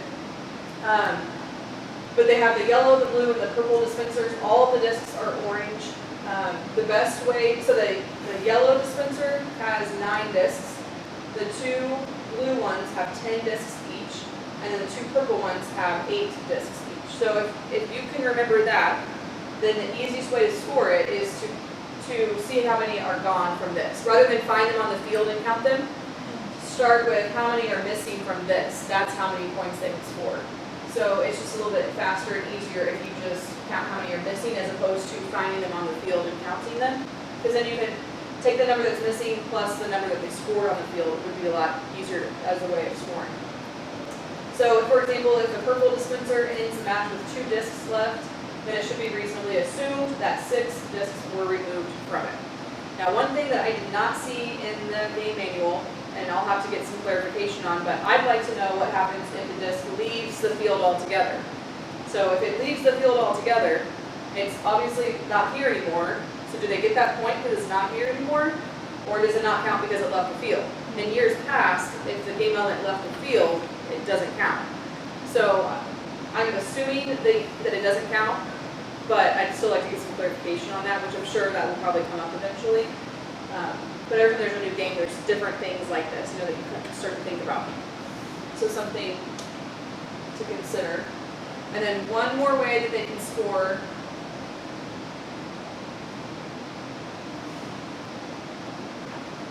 Don't freeze on me now.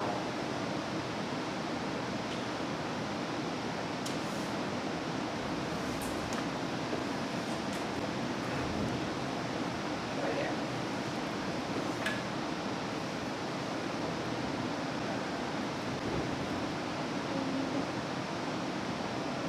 Sorry guys.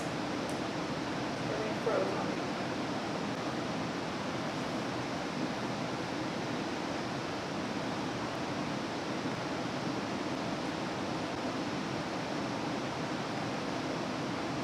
Getting there.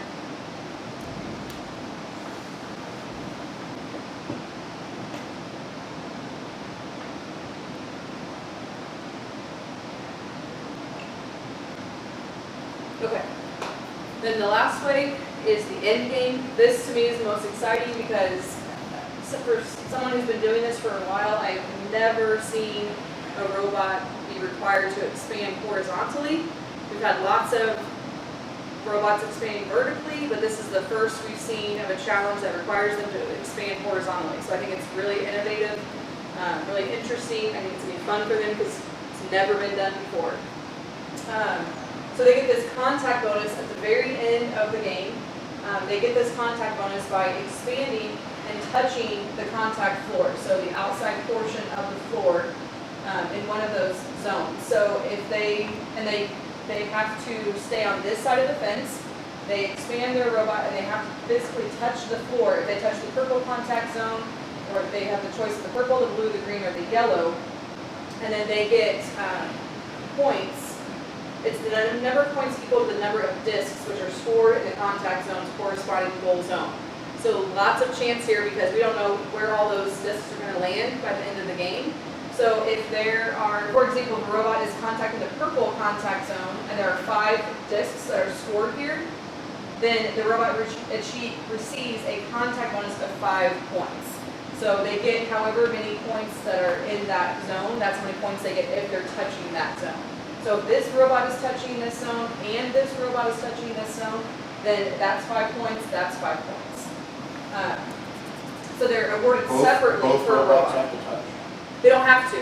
No, I mean, to get the point, both. No, it can just be one robot touching. Oh, one robot, just Yeah, so they can this- touch either side. Yep, I see. yeah, they can be on either side, they're not designated sides, like it's not like one has to go this way, one has to go that way, but they're scored separately. So if this, for example, if this robot is touching the purple zone and there were 5, then this robot would get 5. If this robot is touching the blue and there's 2 in there, then that robot would get 2. But their scores are combined as an alliance, so you get, and we'll talk about that here in a minute, but they get the score together.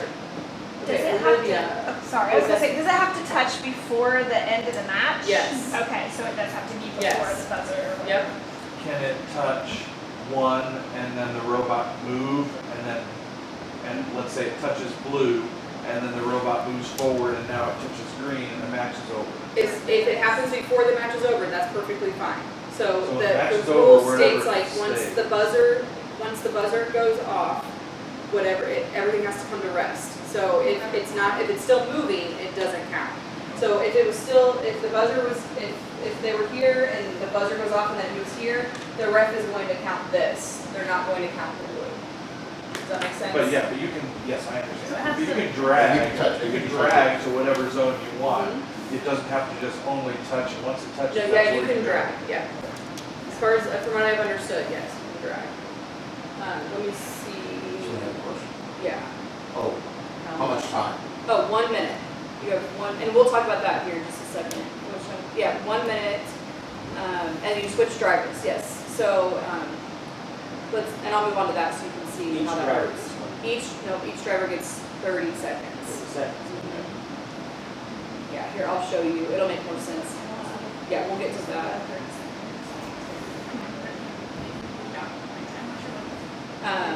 Okay, so here are some scenarios that we can go over for the contact bonus. They can only expand horizontally beyond the 11 by 19 if they are contacting the expansion zone. So they actually have, they have the ability to expand, but only when they're in this zone. So you can kind of see this green right here, which means they can't use it to their advantage when they're over, say they're over here and they want to try to move a disc. They can't use it for their advantage for that. It has to be at the end when they're ready to expand. They have to be in the expansion zone. So that's a little bit different too. But there are no restrictions on vertical expansion. They can expand as tall as they want to at any point. They can only extend over the fence line and break the plane of the three-dimensional area of the 2-point goal zone if they are contacting the expansion zone. So they have to be here, they have to go over, they can't go under. It has to go over. And they can't touch the fence. I don't think it No, matters if it they said, touch it the said that fence. earlier, they cannot, your robot cannot touch the fence. Well, it has to be in this expansion zone, but I think, as No, far it as I said- know, It said you cannot touch the fence. I'm gonna see this has a scenario. Oh, come on. You're sitting down there.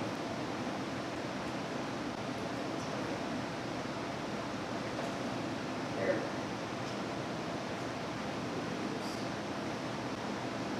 So, you can only have one brain, a max of 6 motors on your robot, and it must represent the team's skill level. Vex parts only, updated firmware, those are the requirements for the robot. It has to fit within 11 by 19 by 15, which is like the highlighted yellow. That's the, so you can always, if you're ever unsure of the sizing, you can obviously use a ruler or tape measure, but they've also designed it in a way to where you can just set the robot down and on the field. From the back wall up to the second black line is that 11 by 19. So that does help to kind of get an idea of size. And then that's a starting dimension. And then they can only expand horizontally beyond that 11 by 19 if they're in that expansion zone. And there's no restriction on vertical expansion. And then the driver station is on the far end, the long end of the field. This is a little bit different. Last year they could decide where they wanted to start the robot. This year the starting position is on this back wall. So the green, you can see kind of the green line. So it's anywhere on that back wall. This is interesting to me because really, as long as their robot is touching, the way the rules state, as long as their robot is touching that back wall, then they can start anywhere back there. So I think this is going to be interesting to see the strategy that students use as far as where they start the robot. And I'm curious, as long as a portion of the robot is touching the back wall, could it be turned? Could it be rotated? I don't see anything in the rules that state that they can't, so it'll be interesting to see how that's kind of used as a strategy and how the students decide together where to start the robot. Like where, I'm going to put mine here, you're going to put yours there kind of thing. So that should be interesting. Why? I didn't get that. Where did you try that? I said why.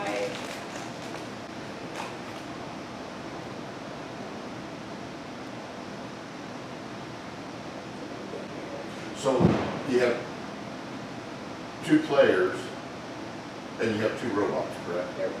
Yep, you have, so you have the teamwork challenge, which consists of 2 teams that are operating as an alliance to score points. So you've got, let's say your 2 teams get paired together at a competition, so you have your 2 drivers, they come together on that side, they drive together. So you have, they decide who's gonna drive first, the timer starts, you have maybe your team's one driver, your team's one driver, they're driving for about 30 seconds, and then between 35 and 25, there's a sound that goes off, so they know it's the start switch. They have 10 seconds to switch the remote. So then when that first initial buzzer goes off, they know they have to start switching. So then this person's going to pass the remote to that person, this person's going to pass the remote to that person, and then they're going to drive the rest of the time. And then they're working together. It's a very, a lot of people have this misconception that it's all about battle, it's all about, we're going to fight each other, we're going to kill each other. It's the polar opposite. This is all about collaboration, this is working together. Ultimately, yes, they're competing against the other teams in that competition, but they're also working together to score as many points as possible to get the best score, because whatever your team gets, whatever they score and whatever your team scores, together is going to be their score. So they need to rely on that other partner to score points with them to increase their overall score. And then the other way they compete at a competition is through the skills challenge.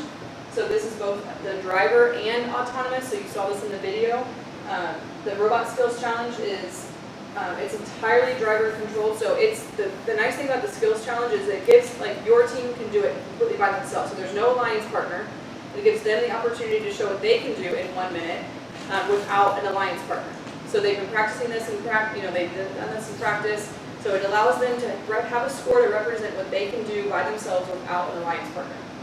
And then they also have the option of doing it as a programming, where they have programmed the robot ahead of time and they run it autonomously to score as many points as possible. So no controller, it's one robot and they're trying to score as many points as possible. So when you go to a competition, you have the teamwork portion that is, that we'll talk about. It's assigned to you as far as who your alliance partners are. You typically have 6 matches throughout the day where you get partnered with different alliances. And then while you're at that competition, you will likely have the option to also do a skills challenge, which is generally in another place in the gymnasium where you go and you have 3 attempts to drive by yourself without an alliance partner, and then you also have 3 attempts to do a programming. So, and I will go into more detail on that. So So that's kind of where 2 teams are constantly doing some schoolwork. Yeah, and the real advantage to this, so when you're in a tournament, you can only have 1 winner, right? So you can only have, when it comes down to it, you're going to end up with 1 alliance, two schools that, so when you win a competition, you're winning it with an alliance partner. So there's 2 trophies, 2 winners, because you're 2 alliances. And those 2 qualify, when you win a competition, you qualify for the state competition at Lucasora. So if you have 40 teams there, only 2 teams are actually qualifying for the state competition. So another way you can qualify for state is by doing skills, because what happens when you do skills, it's as soon as I go to a competition and I go up to the skills area and I say, they're going to ask you, do you want to do a driving challenge or do you want to do an autonomous programming challenge? So if I do driving, my team is going to drive, let's say they get a 50. The ref is going to put that in the iPad or in the computer, and it goes directly to a world skills standing list. So we're talking ranked against the entire world. And so as soon as you submit that first score, you're now on the ranking list. So you can see that on Robot Events. You go to Robot Events and you will search for your team and it will say they're in 1,255th place or whatever in the world. And so as you do more, so if you go back and you do your second attempt and you get a 55, that 50 is now gone and you now have a 55. And so that might move you up on that list.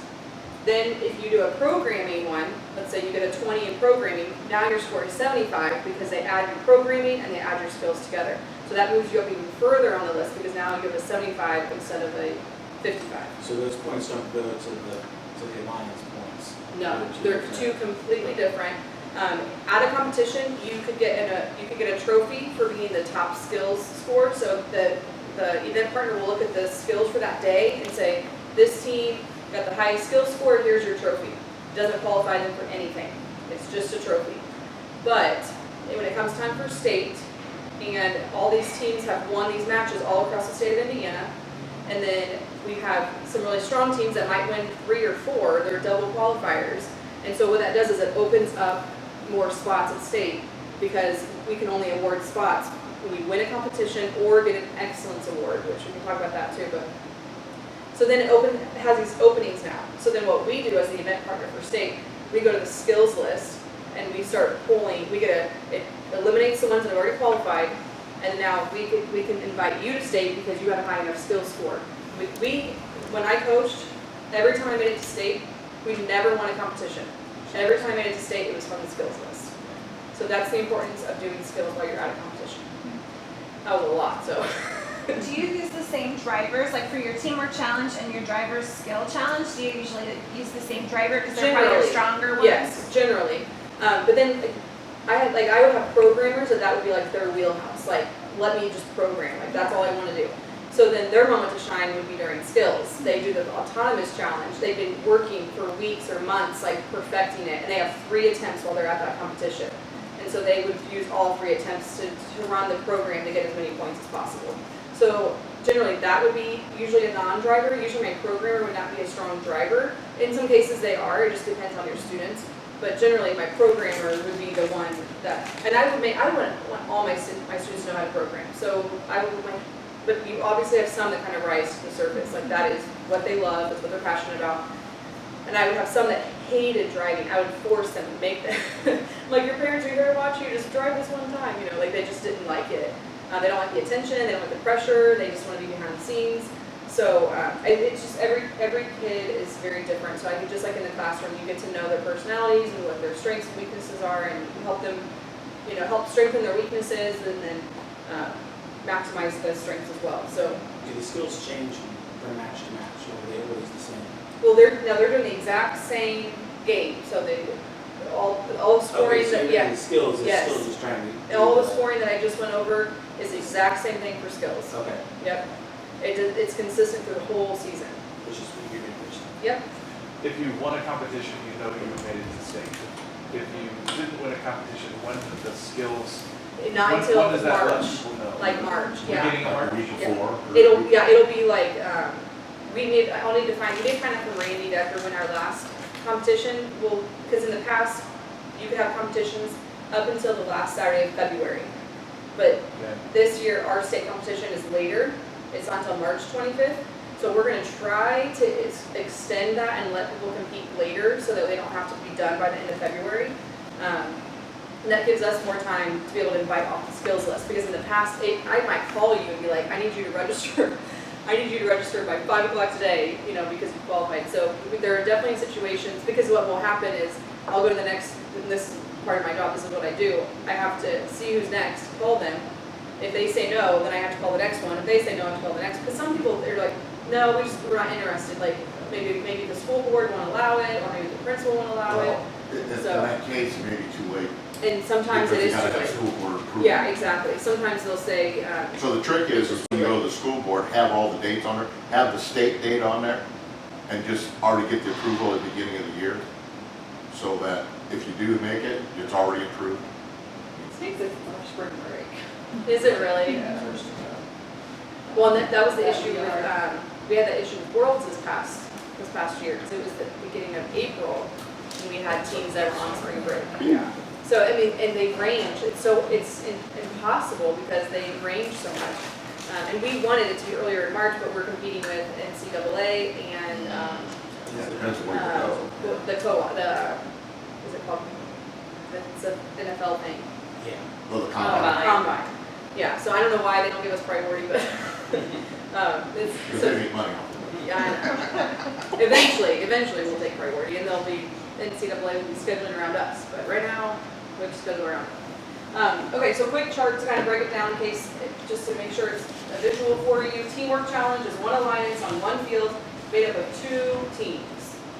There's no autonomous, it's 1 minute. The driver skills challenge is 1 team, 1 robot. No autonomous, 1 minute. Programming, 1 team, 1 robot, 1 minute of autonomous, and no driver control. Yeah. Now, is that 3 separate robots then? Or is that the same robot? This is the same robot. When you go to the competition, your team only gets to bring 1 robot. One robot? One So- One robot per team. So you'll be going through the teamworks, and then that robot will go and do the Yep. skills, and that robot will go and do. Okay. Yep. And And- sometimes like your robot will break Yeah. and like your kids can fix it. Right. And then Yeah, and I'll show you Big problem. an example. Yeah. Oh, it happens all the These- time. Problem. It happens all the time. I'll show you an example tournament, so you, an example competition, so you can kind of see how it breaks down. But here is a scenario, so you can kind of see. Here we have a teamwork, because we have 2 teams that you can clearly see are from 2 different schools. And you have this one is driving and this one is driving. So halfway through, the ref will remind them, the MC will also remind them, but they will also have a buzzer. So they start switch, and then she will switch it to her, he will switch it to him, and then they will drive the remainder of the time. And then over here, you can see the skills area this is at state, so it's excessive, it's bigger. At a local competition, it's not gonna be like this. But we would have tons of fields for skills, so that there's constant rotation, or in and out, in and out, in and out. These 2 you can see, are they doing a driving challenge, or are they doing a programming challenge? Programming, how do you know? She's got their hands on hers. Yeah, their hands are like this, like, and the pockets on the hips, like, but they don't have a remote because they're doing a programming. So they're doing one of their 3 programming attempts. So they go to the ref will say, are you programming or are you driving? And they'll check it on the app that it's driving or programming, and then they'll have the timer, they'll tell them to go, and then they have that 1 minute, and then they will score it on their device, and then it goes automatically into the system. Okay, so the programming and individual driver is the same competition field as the team one? Yep. Exact same goals, exact same scoring, everything is exactly the same. So when you're hosting a competition, where do you get all the boards and stuff? The other teams Yep. bring their boards? and- Yep, I would reach out to the other schools that signed up and say, I'd even say I'll give you a discount on your registration if you can bring some fields. Or other schools in my district, I would say, can I borrow your fields for this competition? Yeah, I would pull from the people. And in some cases, you just can't. Then what you would do is you would have your competition with your main fields, like maybe it's even 2. It's a small competition, you have 2.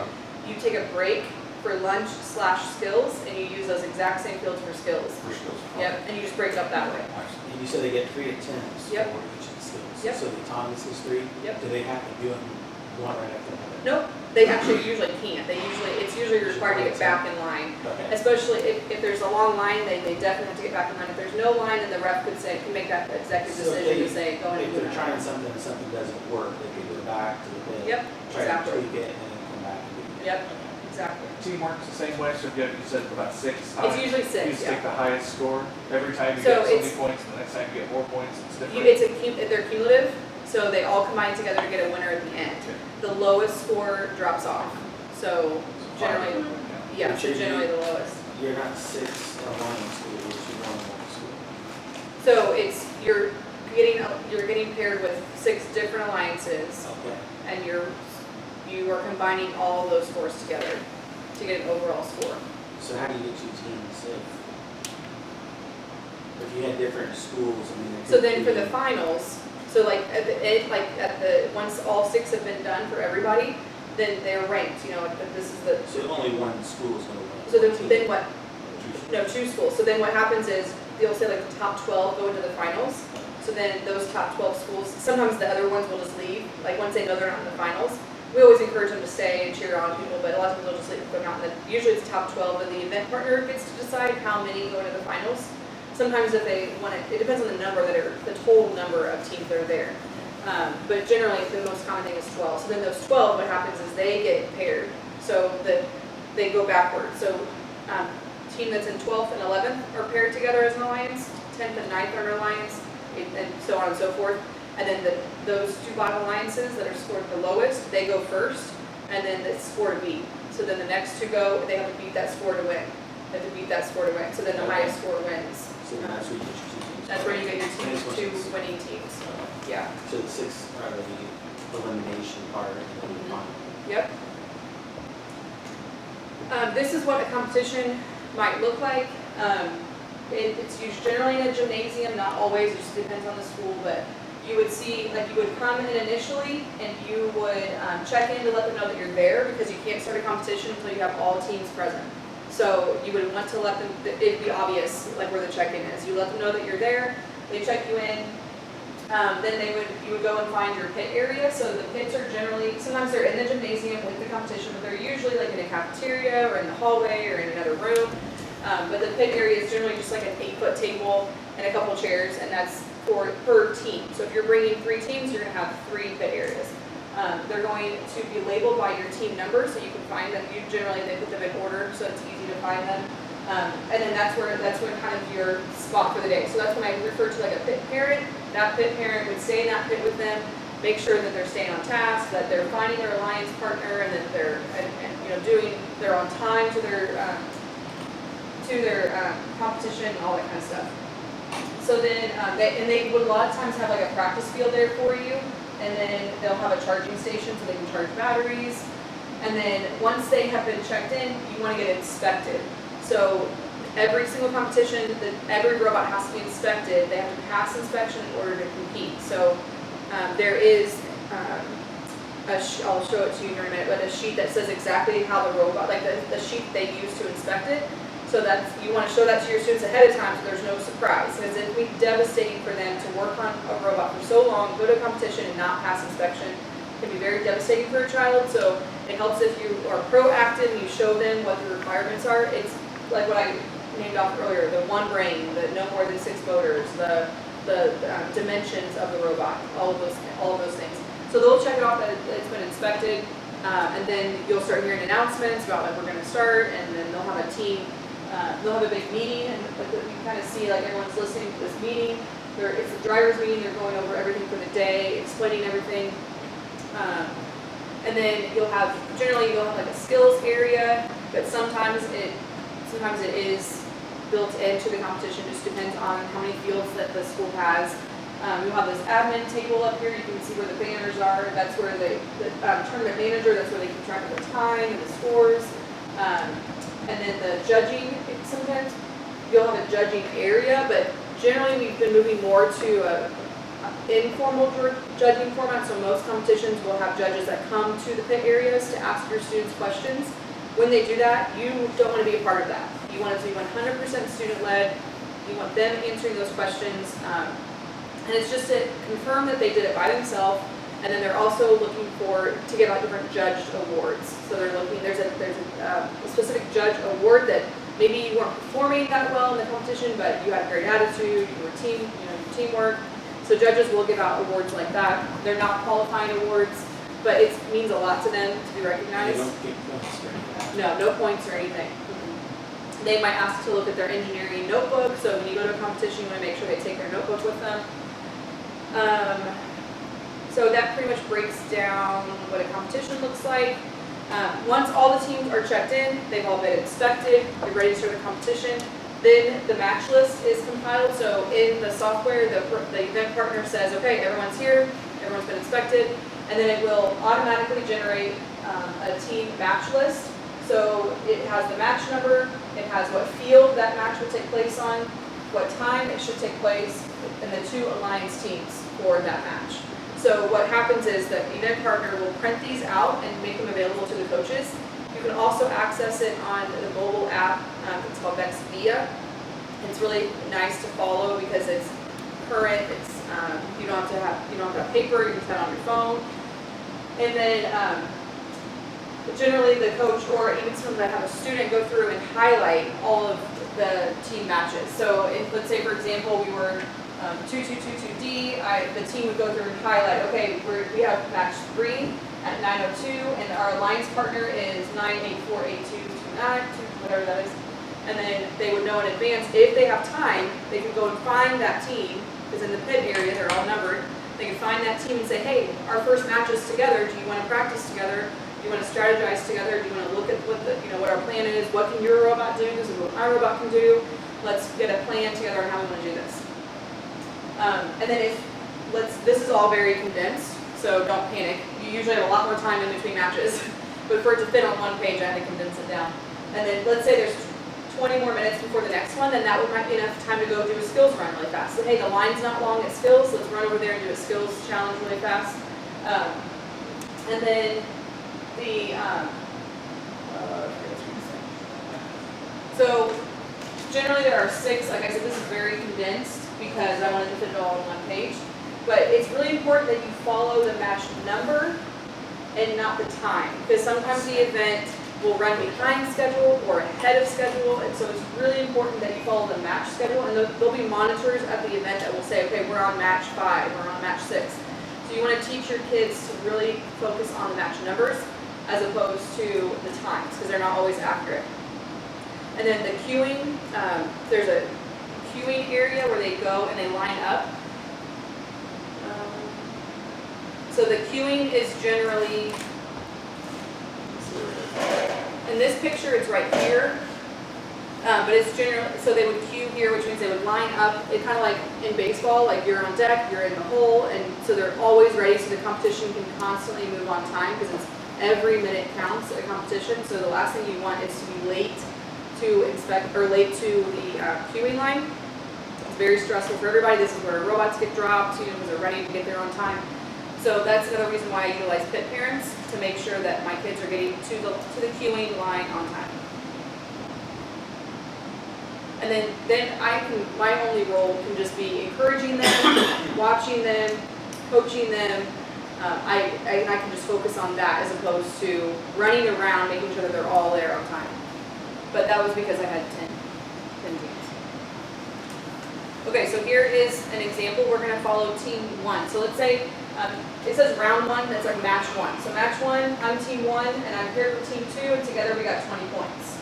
And then in round 2, in my next match, this time I'm paired with team 3, and we got 30 points together. And then the other teams got 10 points together. So after 2 rounds, I'm team 1. I got 20 points with my first alliance, I got 30 points with my second alliance, so my total score is 50 points. So right now, I have the highest score, which means I'm the number 1 right now. They will have the rankings for the entire day, and it will constantly fluctuate. So your kids are going to be going through a roller coaster of emotions. We're number 1, we're number 1. And then we're like, we're in last place. Like, it's going to be up and down all day long because it's constantly fluctuating depending on how they do. Because we're doing 6 rounds. Right? Yeah, generally, it depends on the competition, but it's usually 6.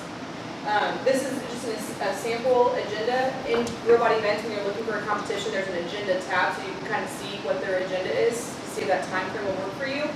I'd say most competitions start around 8 and usually leave around and finish around 3:30. It's very standard. It might fluctuate a little bit, but very standard. There's usually an hour for lunch. They usually have concessions on site, which is really handy because you can just keep your kids there and just eat there. A lot of times you can bring in your own lunch if you want to. A lot of them will have pre-order pizzas that you can do, so that way it makes it really easy as well. And just remember, all of the things that you buy there are going back to that program. Same thing if you host. I made more money on concessions hosting than anything else. I put a couple parents in charge of it. They managed every bit of it, and then I just got the money when they were done. I mean, it's fabulous. So concessions is a huge moneymaker, and just keep that in mind when you're there. You're helping give back to another program if you're buying their food there. But you can absolutely bring in your own snacks, your own drinks, all of that. And like we said before, those competitions should be going live very soon, so you're going to want to get on there and sign up for this. Most teams, I would say, do 2 to 4 competitions a season. If you did 1, that would be amazing. Like one is a requirement. If you only do one, that's great, but two would be really great, because like we said before, it takes one to really understand what's going on, than to get to the second one. Because the second one you can really enjoy. How far do you usually have to go? Because I know I was kind of looking, and I know that everything's up, but I'm in a rural area. Yeah. We do have 2 other schools in our county that I'm pretty sure have a robotics team, but I don't think they do competitions. Yeah. So do you find that you're driving an hour and a half? 2 Sometimes, hours? I was always in the area, so I never really had to, but there was, I grew up in Anderson, which is about a 45-minute drive. I did that one time. Sometimes you have to, if you want to get one in, sometimes you just have to. But I'd say, what county are you in? Randolph County. And it has to be in Indiana too, right? Yes. Because I did see some in Ohio. No, it They're has actually to close be. to us, but they have to be in Indiana. Yeah, we don't need you going over to Ohio. No, but like, and I think that's where I'm hoping we'll see more event partners come up this year. And maybe you get with other people in your area and say like, yeah, let's do one together, you know, let's, we all need it, you know, so let's just host it ourselves. We talked about like the number of teams. I had 10 teams, so I like to host one because it's really hard to find a competition where you can take 10 teams. Like, that's usually the max is 5. And so I would host my own, open it up to 50 teams so that I could have my full 10 teams there. Rather than, that way I guarantee that all my kids got one competition. And then what I would do is I might find other competitions that I would only take a few of my teams to. So I would tell my kids, like, not everyone is ready. Not every, you know, like, you don't even have a working robot, which is perfectly fine. You'll be able to go when we host one here. But So if you- I would take some, maybe just a few to another But if you competition. had 10 teams, that's $200 a team. Mhm. Yeah, well, at the time it was 150. They just raised it to 200 this year. But yes. And when they're on a team, when you register that kid on that team, they have to stay on that team. Like say if you have enough kids that can go, but 2 from this team and 2 from this team, they still are on those teams, they can't work. Yeah, together. I would occasionally, it's not like that big of a deal, like occasionally I would have like some like dynamics that would be going well, like there'd be a lot of, they'd be butting heads a lot, and I might switch them, like, okay, you're gonna go to that team, you're gonna go to that team, you know, like, You have to make that. if you wanna do that internally, like, nobody asks you to give names. They will say like, how many girls, how many boys, but that's it, like, how many are on your team, So how you're many not girls, how actually many boys. registering the student. No, you're not putting student names in. They're not asking for birthdays, they're not asking for names, they're gonna ask you how many and boys or girls.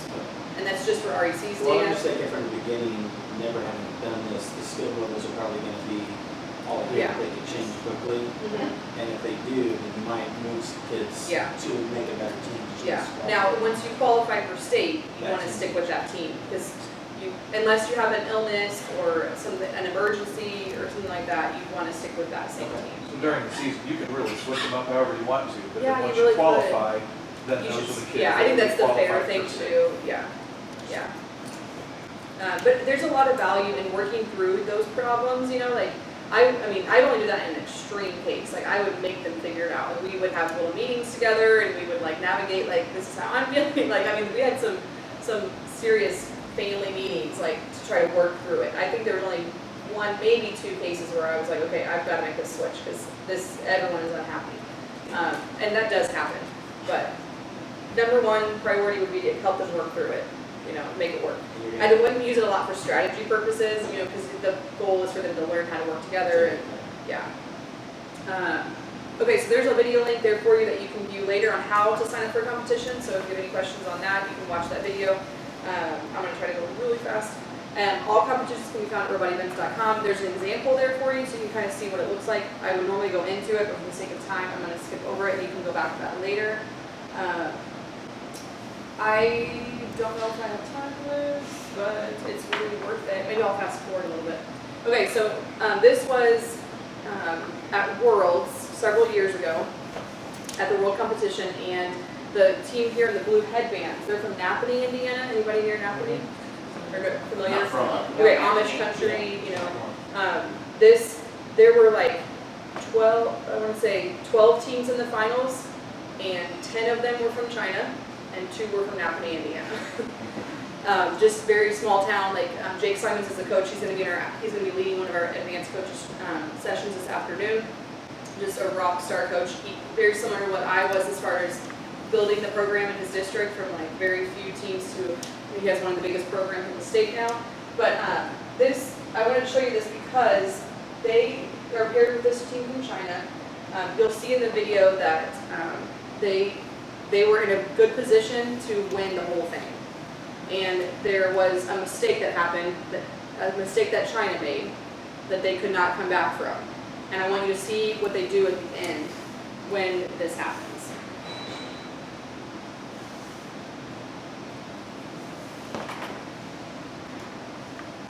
If it will work.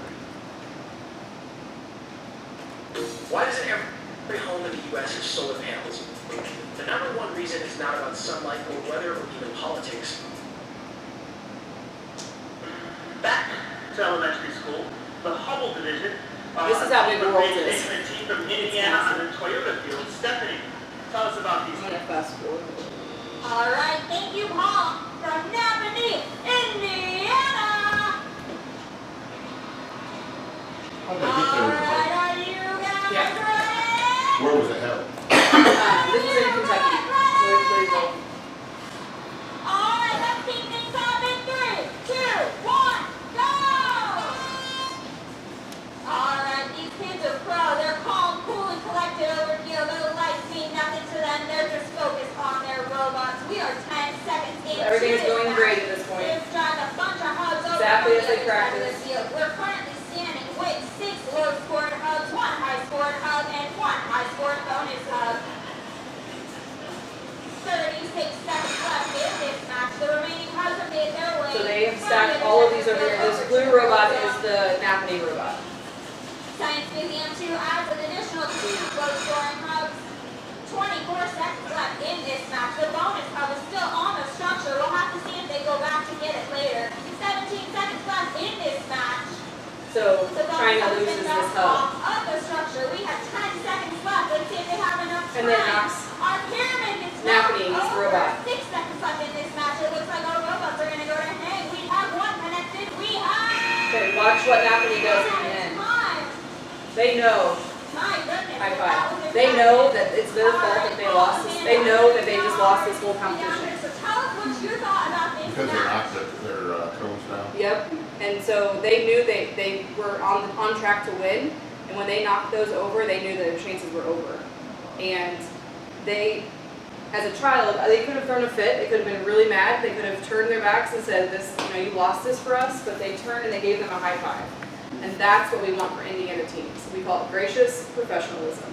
We want, it's not about the winning, it's not about the trophies, it's how are you representing yourself and how are you representing the state of Indiana. We have more robotics teams than anyone else in the country. And that's something to be very proud of.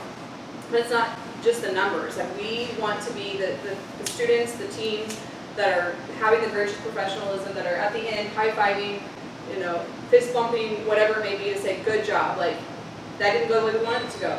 That didn't, not at all the way we wanted it to go. But we are proud to have been an alliance partner with you. We are thankful for the experience, that just have that professionalism. So I think that's important to point out because the winning is fun. It's fun. I get competitive, and kids get competitive, but ultimately we want them to be better humans as a result of their experience with robotics, and the opportunity is there. I feel like my online friends are being ignored. Make sure you tell me if you need something, guys. Okay. Very, very quickly, the kit of parts. So this is Gen 1. This is what I have here in person, and this is Gen 2. So very, very different things. They've changed the storage, obviously. The pieces, a lot has kind of changed, but you can still use Gen 1. Here's the printable poster of Gen 2. The new ones I don't believe come with the poster, the old ones did. So if you need a parts poster, you can always print this if you have a poster machine at your school, because they are true to size. So it's helpful when the students are looking for a specific piece. They can go to the poster and they can actually lay it on there. How big's the poster? It's probably 11 by this. 17? Maybe bigger, like poster size, like you buy in a movie poster kind of thing. They're pretty big because they're true to size. Like, they can take the actual piece, like they can take the gear and set it up on the poster and say, okay, this is the one I need. So it does help a lot to have that.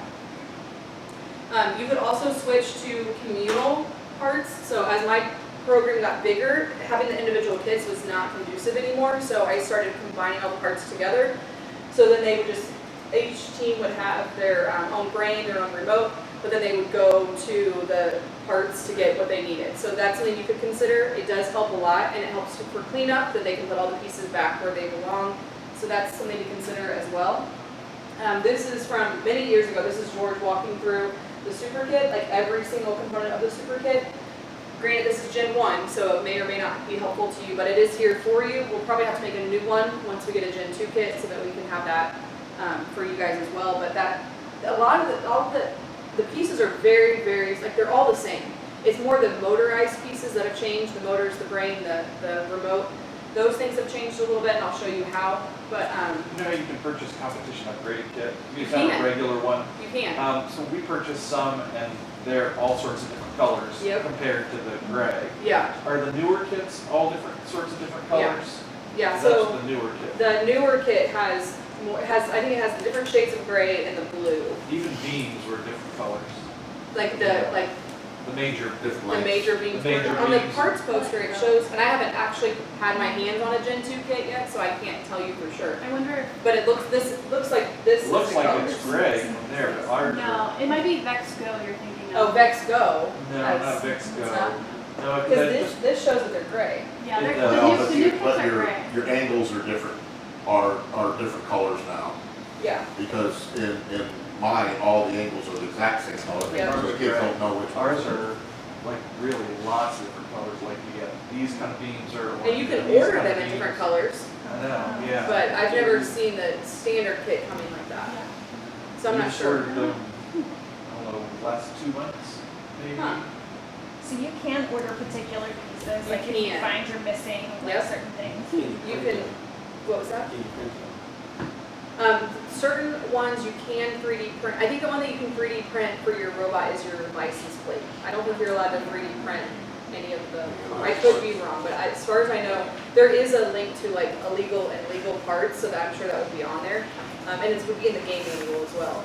So it would, that would spell that out. I know for a fact you can 3D print license plates and decorations, like you can use certain decorations, but as far as parts, I'm pretty sure it has to be a Vex certified part to be legal. Is there a lot of difference between the competition kit and the education kit? The education kit is going to be, it's not gonna have the brain, the It won't. remote, I'm assuming. I'm I assuming think- it's, maybe that's what you I have. have both, I have Gen 1 and just got Gen 2. Okay, And the Gen 1 came with the brain. The Gen 2, you can purchase the whole kit without the electronics, or you can purchase kit with electronics. so I wonder if the one without the electronics has more colorful pieces. Okay, but yeah, there, you can choose either one, and the classroom one, I believe, doesn't have the electronics, I think it's just the building.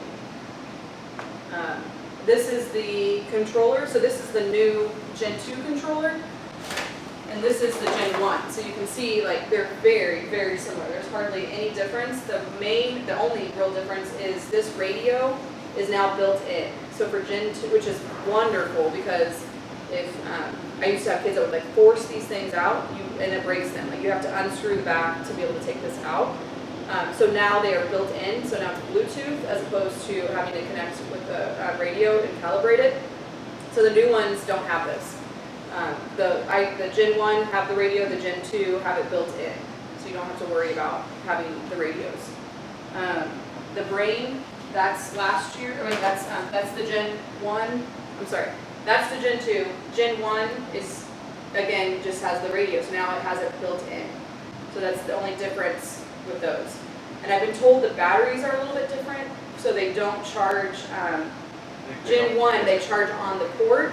You slide it on, you plug it in. Gen 2 is a USB-C, I believe. Is that right? Yep, and you just plug it in the wall. Yeah. So that's the other difference. And then this is, again, this is Gen 1, so I haven't actually had my hands on a Gen 2 yet, so I haven't been able to turn it on. When we were at Worlds, there was this sweet little girl was competing. I was like, can you stop for a second so we can see what that looks like, because I haven't seen Gen 2 yet. She wasn't, don't worry, she wasn't actually competing, she was waiting to compete. But it looked very similar to me than from what I'm used to. I barely notice the difference. So this is where you would just use the check mark to turn it on and the X to turn it off, and it also works as your like enter and back buttons as well. And then, so when you would turn on your brain, then you would also see the signal, you would see the light on your remote turn on as well. So the battery, this is the Gen 2 battery, so that's what I meant by the dip. Now you can just plug it in as opposed to putting it on a charging port or a charging station. So Gen 1 has this charging station, so you plug this into the wall, you slide your battery on, where Gen 2, you just plug it into a USB-C port.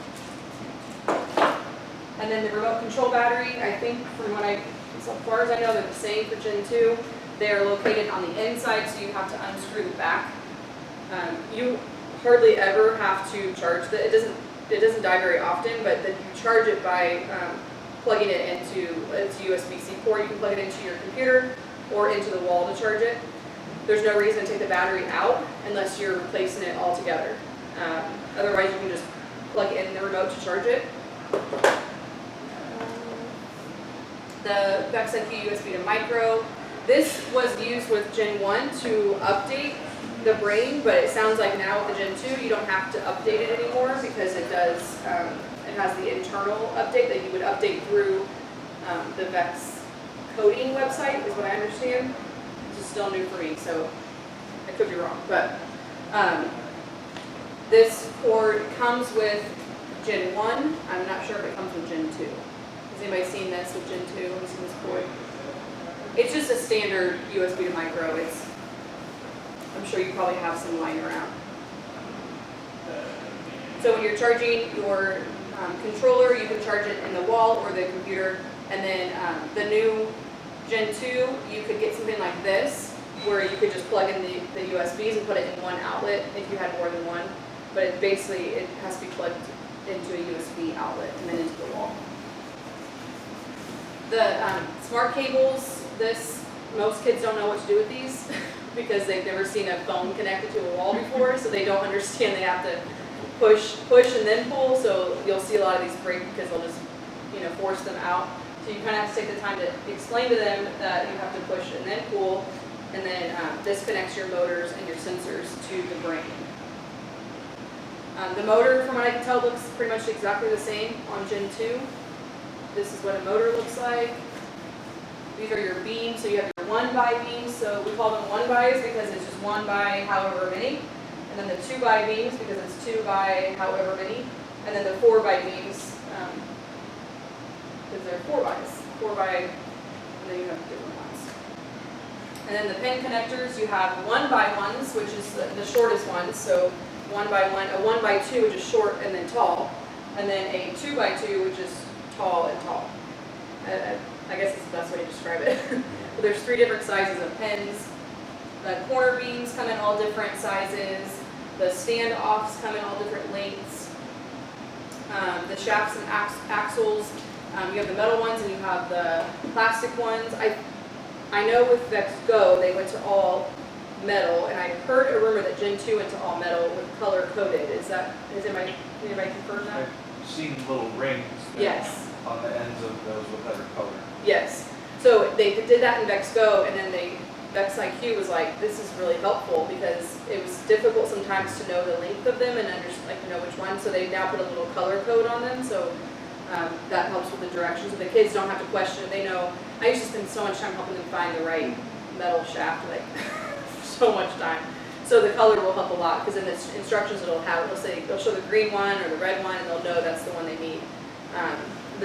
You're better to use metal as much as possible because it's the only metal component on the entire robot. It is the most important because it goes into the motor, and so you want it to be strong, and a lot of times those plastic ones will break. So the more often, if you're going to buy anything extra, I would highly recommend an extra set of the metal shafts and axles because the plastic ones do break. They don't hold up very well, and they're on the base part of the robot, so they're hard to replace. So you're better off building with the metal ones from the very beginning. And I don't know how many come with the Gen 2 kit, so if there's plenty in there, then don't worry about ordering extras, but it does help to to have those on hand. You've got your different size gears, your pulley pack, which doesn't get used very often, but I think it's actually in, I don't think I ever used them in all my years of coaching, but I'm pretty sure they're actually in this Herobot, this new one. So don't put those aside because you'll actually need those this time. You've got your bumper switch that's used to detect walls or limit an arm's motion. The touch LED outputs color and inputs touch. I've seen a lot of students use this with programming, so it just makes it easier. Rather than having to go into their brain to like run a program, they'll program it to like when I touch the LED, then run this program. So it saves them time when they're running the program during skills. So I've seen a lot of kids use those. The distance sensor, I don't see a lot of kids use them, but I know that they do. Measures distance. The optical sensor detects colors of objects. This was really handy when we had a challenge that had the rings. They had different colors, and it would detect, like, only pick up the red rings or the blue rings. I see it more at the high school level, but some of these younger ones, they really do get into using some of these sensors. And then the controller, you have the joystick mode. That's what comes automatically. So when you open up your kit and you turn everything on, it's going to be programmed to be a joystick mode, which basically means when you push both up, then it goes forward. Both back means that it goes backwards. But you can change it. You can, if the students prefer, they can change the joystick mode to be different, whatever they want it to do. They can program the remotes so that the buttons function for different things like lifting, releasing, dropping, different things like that. And they will figure all of that out, I promise. Here is some YouTube resources. So these are very old, but they're still relevant. So those are there for you if you want to utilize those. 3 minutes, you guys, I can do this. Build instructions we've already talked about, so that's from every single year. If for any reason you need to get back to those, they're all linked there for you. The drive base is what I was kind of referring to earlier. Like, you don't want your kids to start over from scratch. So if anything, I would require that if they need to rebuild something, I would say do not go beyond the robot base, the drive base. Because the drive base is pretty consistent with all the robots as far as where it starts. And you can see these metal shafts here, like I was referring to. Those on all 4 wheels, you don't want them to break it down further than the robot drive base. It just becomes too stressful to rebuild. And I would say that's the minimum. Like I wouldn't even go that far. And then there's the snapshot for you. So there's that again. I did it. 2 minutes to spare. Questions? That's a lot of content. It's a lot of information. I don't expect you guys to retain every bit of that. Like, please refer back to the presentation. Please reach out to me if you need anything. Utilize your peers on the Facebook groups. Let me see how everyone's doing. Oh, did you see that? Come here again. Craig. Treva says that guy from Randolph County needs to get my info. Treva, you know her? My wife works there. Oh, perfect. So you got that? Would you be able to send us everybody? We can have our own little. If everyone wants to, like I would say, I would do that before you leave, maybe get that information before you go. I don't want to assume that everybody is okay with me sharing their email address, but I will. Send out emails. I will, yeah. I'll send out links to the surveys. I'll send out a link to this presentation. I will send you. What else do you need from me?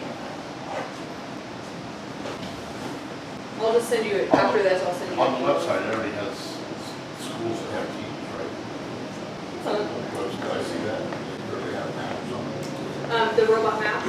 Yeah. If you go to our website, sexpointyouth.org. What schools are you guys from? And then go to STEM. Okay. Plainfield. Okay, online. Anybody else have any questions?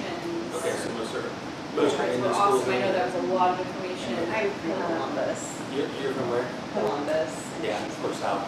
Yeah, thanks, Andrea. You can, the field elements, sometimes you can use some components of it, like you can reuse some of the pieces on future robot builds, but for the most part, the game elements themselves, like if it's like a ball or a cube or a disc, there are a lot of coaches that use them as part of their trophies or give them to students at the end of the year. Oh, yes, Kimberly, thank you. I will send PE points too. I'll send you a PGP certificate for 5 hours because you guys give up a lot of your time. So I'm sure you did a lot too. You did your homework and those of you that are grant recipients.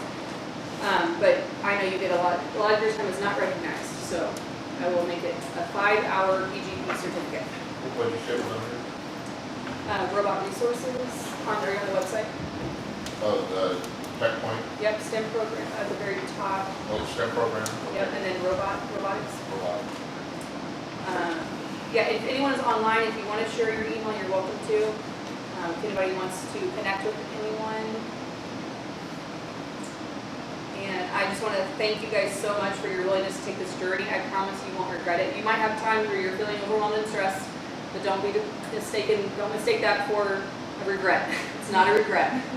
Find your resources, find your supports, and don't stop because these kids deserve this. They need this opportunity, and I'm so thankful that each of you have made that decision to be that person for them because it will literally change lives. Yeah. How many grants can you apply for? 1 per school, so Oh, 1 per school, not 1 per level? no. Well, I mean, I'm sorry, do you have multiple, do you have 1 per elementary, middle school, high school? Do you have more than 1 grade level in your school? Well, I have the junior high school, I'm in the junior high school.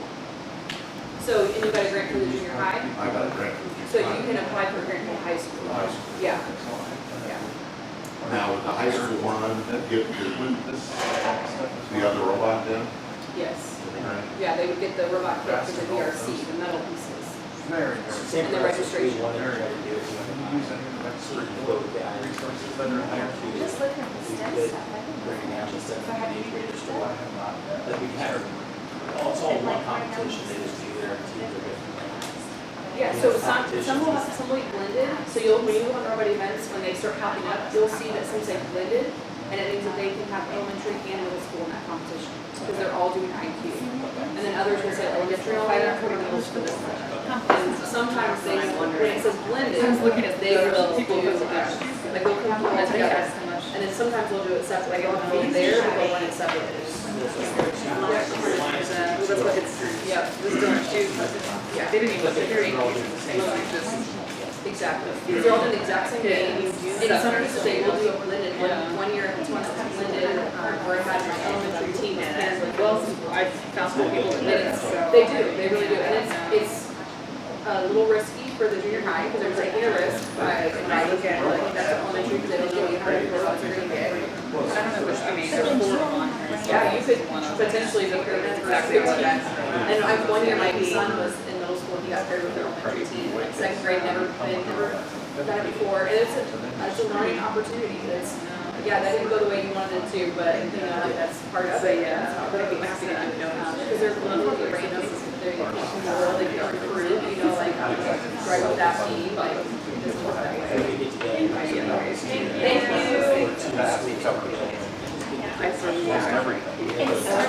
none of them in India. And we're such a opportunity, because it's a right, yeah. So you probably reach sounds like you can. It might show where it's coming from too. Into bigger areas, having Williams team. Yeah. Exactly. Exactly.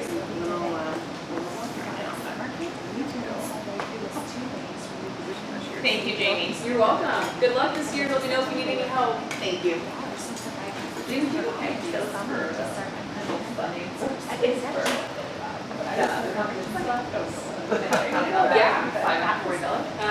Are you going to charge your students a fee? If so, if you don't mind giving us. Right. Sure. And honestly, I'm at a high poverty school, so our parents will pay $5 for a field trip, so. Yeah. Is there I don't know what we need. I see them saying, okay, they can charge so much for a t-shirt, I'm trying to think of a way that. And that's understandable. What about PTO, any kind of administration that has any kind of STEM funding? Because You'd anymore, be surprised. we're a very small charter, so it's just. Oh, what's your charter? You know what I mean? So I don't Okay, so solicit listen, parents and make them. And companies, are you allowed to do that? We have several schools that have 8 kids, and one school has 12 kids. I know, I'm not Okay. that one. And Do you have a board approval? We've had, That's just too much downtime, in my mind. So I think a team is, Yeah. And where are you located? And that was my goal. I was you're gonna go 30 Ps now. but I still think that's kind of a number. I had 60 kids trying. Yeah, I mean, I think, And and then especially if you can find I treated it like a musical. a company in your area, it's in your backyard, that you can say, we're working on training these kids up to be. Yeah, I But mean, that's this- 12. But if I need specifics from our office, what we can fund, develop then I'll. they give out the answers. And I was thinking about doing robots. This adjustment schedule. I Did this grant, I was I don't know what it says.